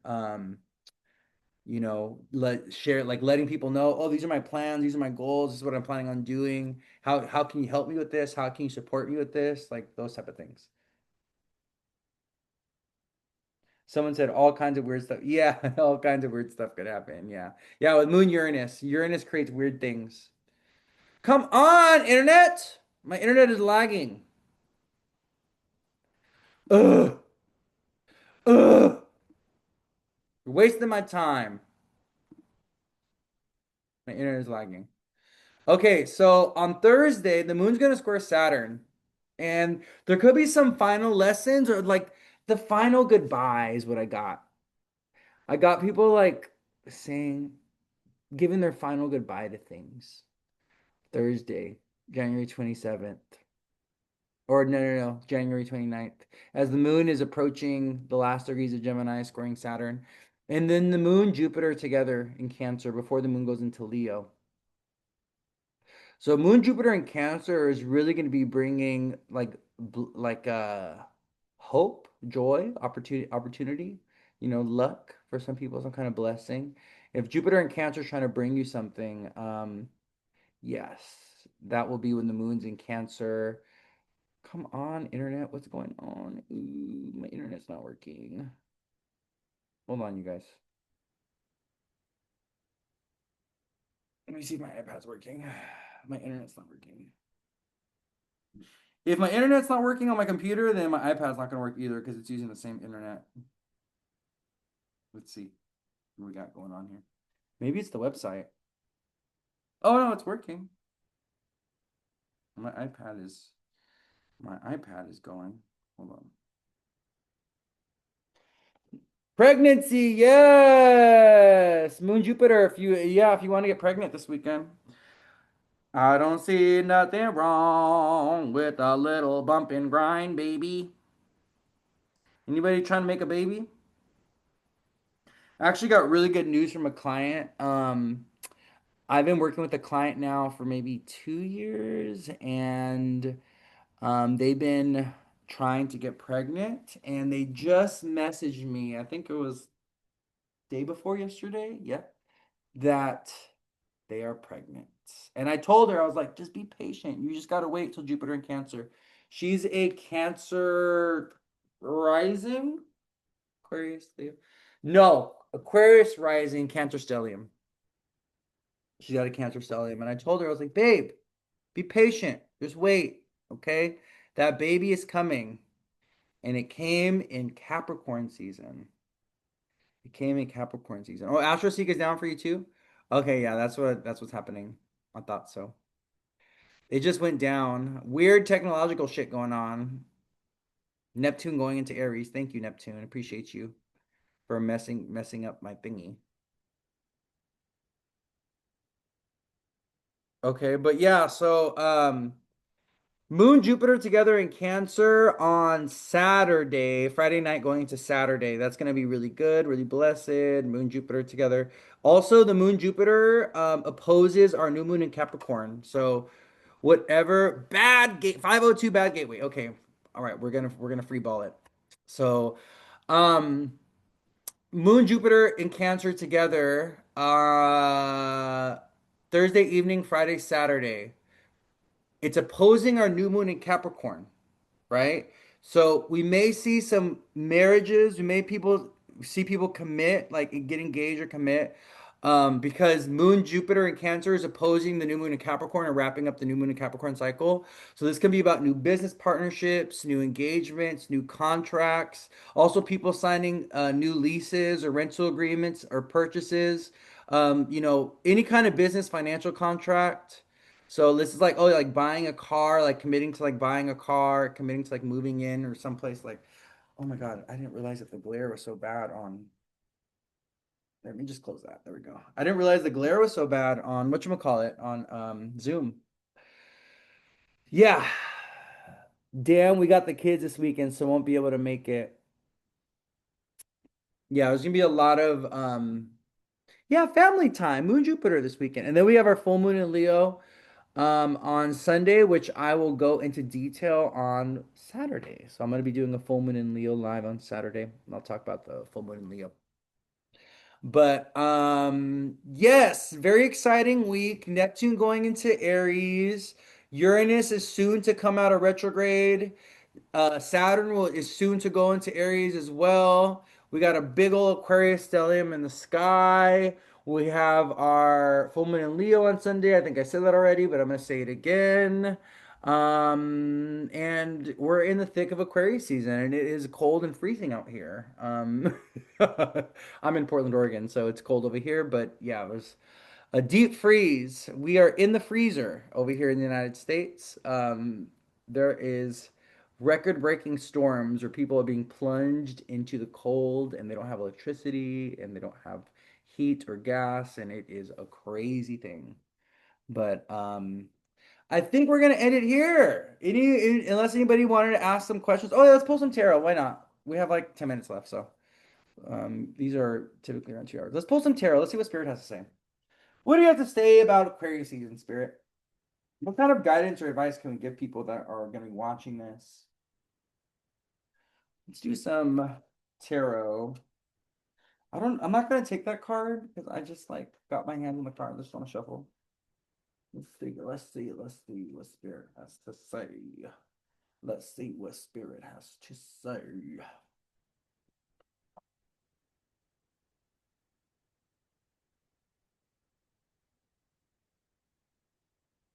Back on my soul. What has the song go? Back on your sofa. I know you still care. Love's never wasted when it's shared. Mm-mm. And although it's over, it was last year. Neptune dipped into Aries last year. Although it's over, oh, look at the card. I know you still care. Only have a couple minutes and we're going back to real life. Two of Cups. Oh, the Knight of Cups in reverse. I don't. I feel like this is a reading for me. I don't know. I think this is. I think this is for me, you guys. I'll take this reading. Thank you. Thank you. I'll take this reading. Thanks. Appreciate it. Okay. You like the shirt? Thank you. So we got Two of Cups. We got the what is this? The the Knight of Cups in reverse, and then we got the Knight of Pentacles in reverse. Okay, okay. Yeah. So I'm gonna talk to you guys about this row, okay? This is about, this is what Spirit is saying. Pouring into your cup in the ways that others haven't. Really knowing your worth and knowing your value and having to take a look at your relationships and really ask, do I feel appreciated in my relationships? Do I feel valued in my relationships? Do I also feel like there's emotional reciprocation? So there's certain things with this Two of Cups, Nine of Cups in reverse, and the Nine of Pentacles in reverse around emotional vulnerability and intimacy and closeness with people. And Spirit is saying to like put your best foot forward, reach out to that person, apologize, make it work, ask for forgiveness, allow yourself to be vulnerable. Being in a place of like pride and like you wronged me and like you did this and it's like all it does is put up walls and barriers and it doesn't help with the repair and the healing. And what Spirit is telling me with this reading, with this part, the Two of Cups, the Knight of Cups reversed, and the Nine of Pentacles, is you don't want to be so like prideful and so like arrogant or so like attached to your ideas and what you think is right and what happened to you, whatever, that you actually are blocking any kind of repair or healing that's able to happen in the capacity with someone else. So this is like really being able to be like, okay, can I put myself in their shoes? Can I actually learn to listen? Can I actually like set aside my pride and my ego? Can I set aside the resentment? Can I set aside the victim mentality so I can allow for healing and grace and forgiveness and love, okay, to happen? That's what this is about, okay? Also, what Spirit is saying is if it doesn't make you feel valued or appreciated, or if it doesn't make you feel emotionally fulfilled, then why are you even doing it? Why are you even doing it? If it doesn't make you happy, it doesn't bring you joy, it doesn't make you feel appreciated or valued, why are you doing it? It's messing up your self-worth and your self-esteem, right? It's making you doubt yourself. It's making you question who you are, okay? It's diminishing your worth and your value in some type of way. Why participate? And this is not just with love. This can also be with family relationships. This can be with a sibling. This can be with a friend, where, there is a lack of reciprocity and there's also a lack of feeling valued or heard and like deeper. This is like depth. So this is what this is talking about. This reading is talking about true depth and intimacy and closeness, right? And this is about avoiding shallow relationships or evolving beyond shallow relationships. And if you're unhappy with a certain relationship or certain connection, maybe it's time to go deeper in it, to figure out why you're unhappy and to see if that can be like solved or healed or some type of way, okay?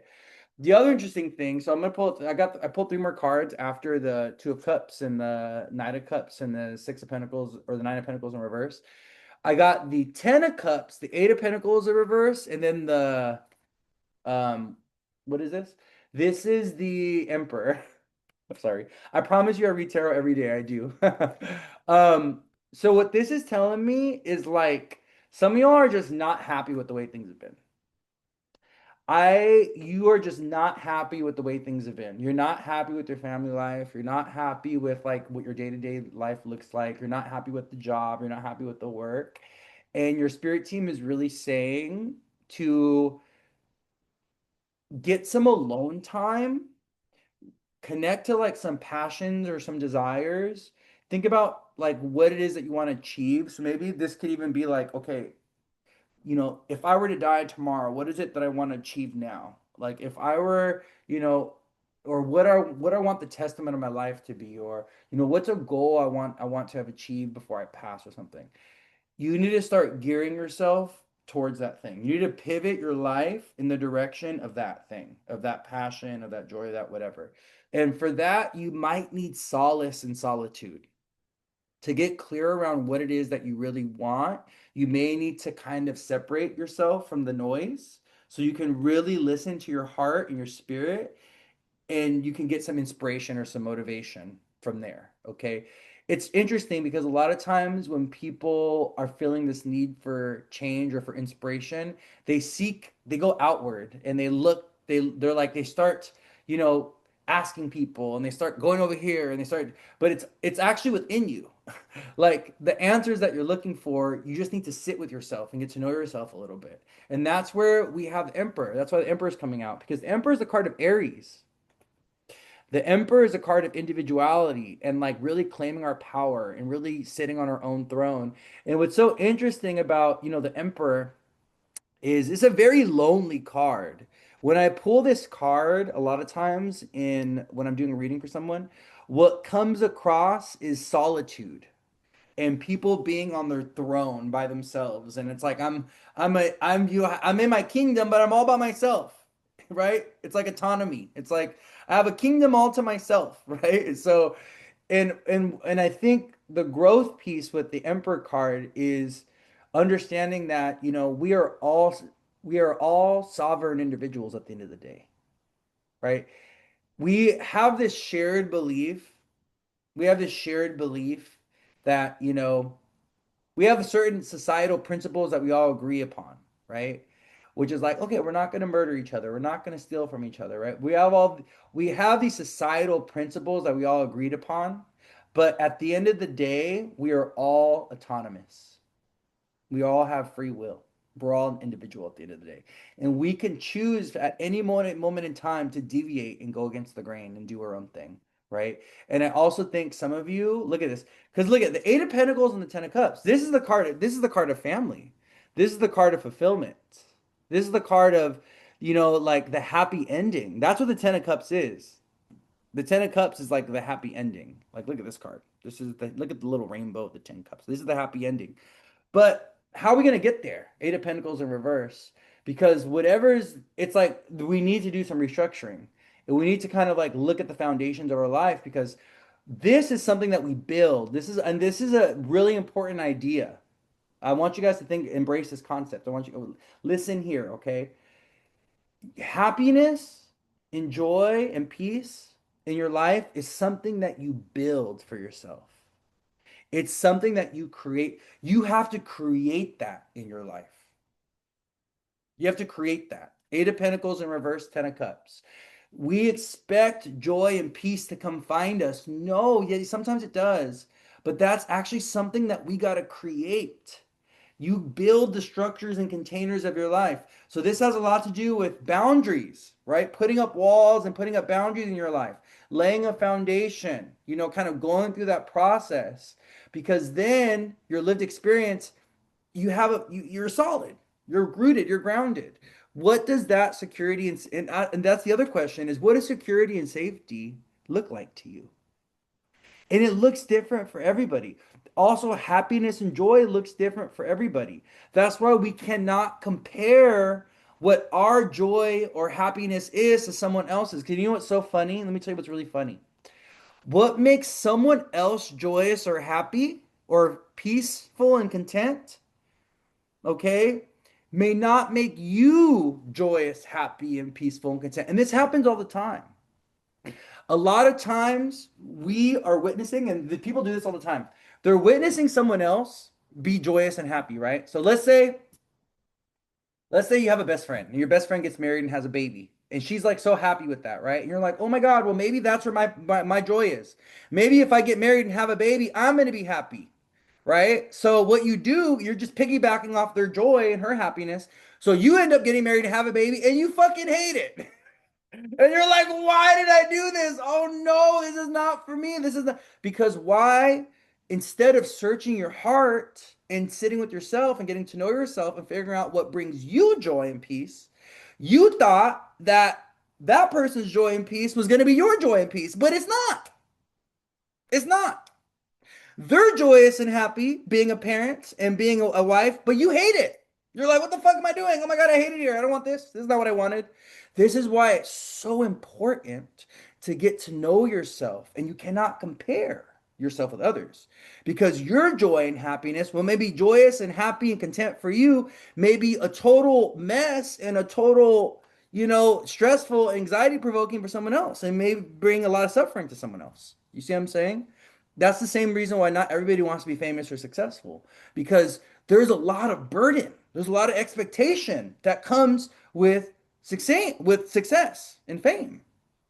Not everyone could carry it. Believe you me, if you saw the amount of work that like Kim Kardashian and Beyonce and like those people do, if you saw the expectation of their job, how they got to show up every day and they're at this interview and that they're at this performance and they're doing this. If you believe me, you'd be like, I don't want this life. Get me out of this life. I do not want this because you have no freedom. You have no free time. You have no wiggle room. You have no, right? You think you want that life until you have it and you're like, fuck, I don't want this actually. I don't want this. I don't want this amount of work. Because you got to think about it. When you are someone like that, there's other people that are their livelihood depends on you and how well you're doing.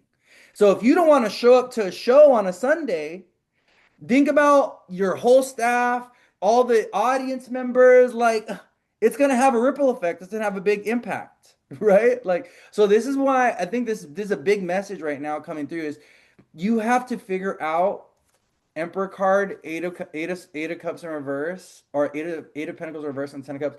You got to figure out what is your joy, what's gonna bring you peace, what's gonna make you happy, what's gonna make you fulfilled, and you got to uncover that for yourself because that should be something that you're working towards. But the other idea that came through was this is something you got to build.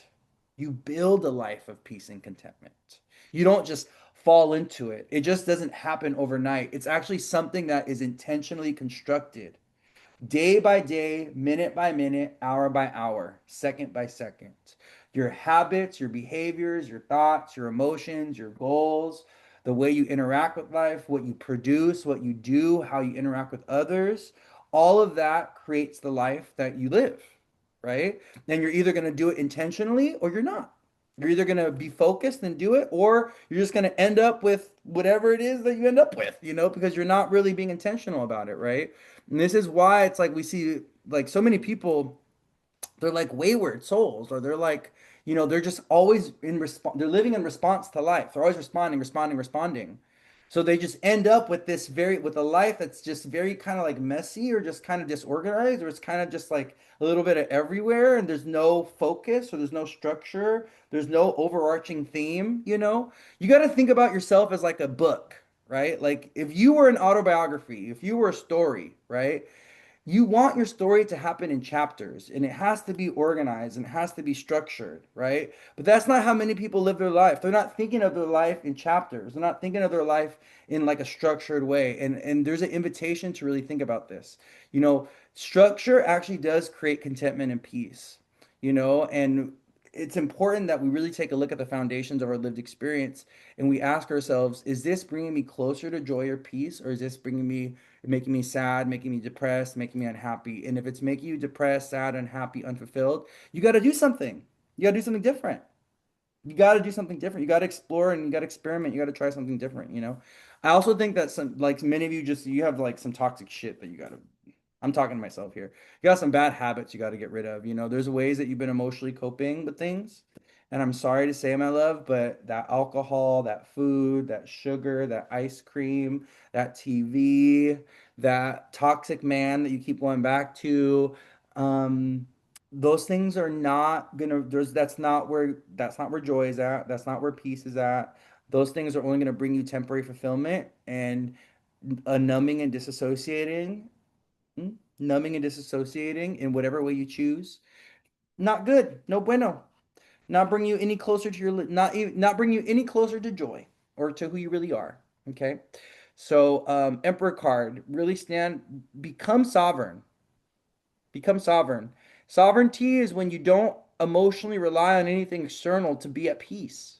You know, you don't need alcohol. You don't need drugs. You don't need a relationship. You don't need money. Well, we all need money, but it's not like this need, like, oh, desperation. Oh, I need money. Oh, it's like when we detach from these things, when we can allow these things to just flow in our life and flow out of our life, it brings us so much peace and so much contentment. And yeah, so all right, my loves, but that was for you guys.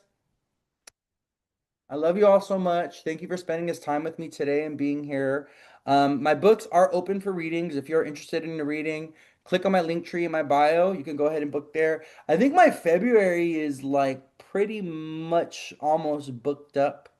I am taking appointments for March though. So if you wanted to book a reading with me, you want to take a look into what this year has in store for you. I don't offer a direct year ahead reading, but if you wanted to do that, I can do that though. I've been doing a lot of those actually. I've been doing a lot of year ahead readings. Maybe I will re-add that. Maybe I'll add that onto my thing. I don't know. We'll see. We'll see how I feel about it. All right, my loves. Have a beautiful, blessed day. This is the year I became sovereign. Highly recommend. Oh, I love that. Personal sovereignty. Yeah. Sovereignty is such an Aries energy. And it makes sense with the Emperor card. The Emperor is the card of Aries. This makes so much sense because it's like I am unto myself. I belong to no one. I belong to no one. I am my own keeper. And the burden of responsibility that comes with that sovereignty as well. Because when you're a sovereign person, then you are responsible.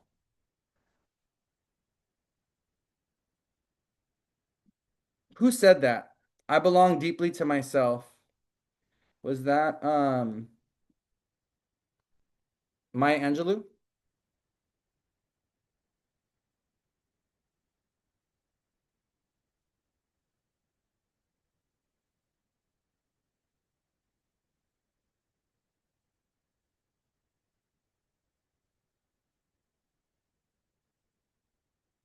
Oh yeah, look what she says.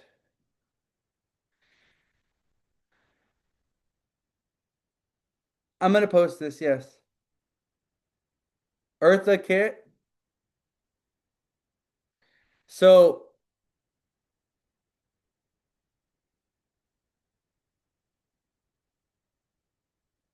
oh, right here, right here, right here, right here.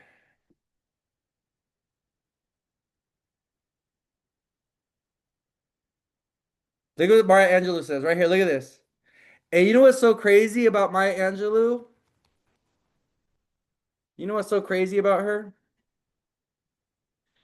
I think she is an Aries. Yep, she's an Aries. She's an Aries. Leo rising, ninth house. She has Sun, Jupiter conjunct in Aries.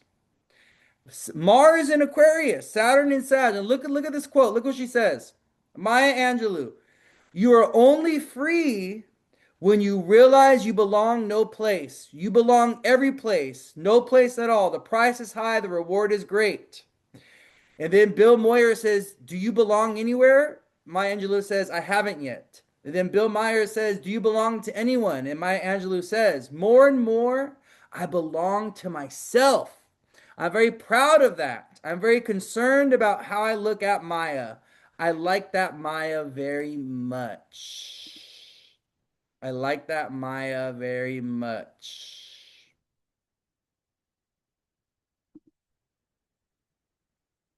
That's the only time you're free.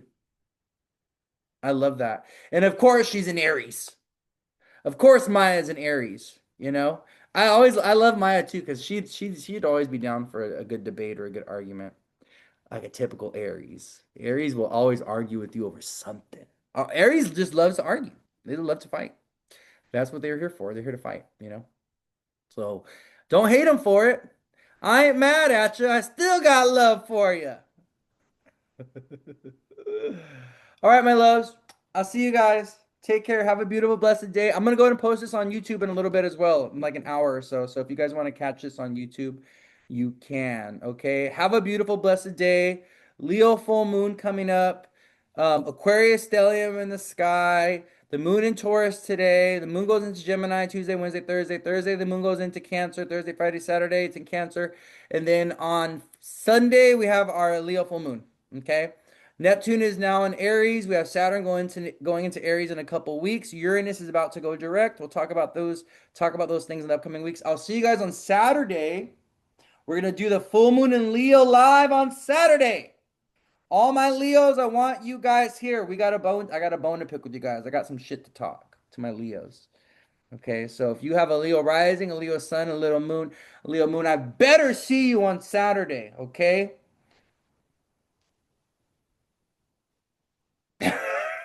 I don't know why I'm pointing, but I'll see you guys Saturday. Okay, pay attention to my stories. I'll give you guys the time on Saturday. Mwah! I love you guys. I'll see you around. Look at you guys laughing. You're welcome. You guys are so funny. We got a lot of Leo moons. What are all the Leo moon women? What's up with all you Leo moon women following me? What's going on with this Leo moon thing going? We got a whole. I swear, I got so many clients with Leo moons. Oh my goodness. And they're always like, Louis, you remember me? Of course I remember you. Even if I didn't remember you, I'm gonna tell you I remember you because I don't want to hurt your feelings, Mrs. Leo Moon. If you don't remember, listen. If someone has Leo placements, even if you don't remember them, tell them you remember them. Okay. Oh, I remember you. Oh, I remember like, oh my God, yeah, because they like to feel special. They like to feel unique. I'm letting you guys into some of my Scorpio tactics. You see.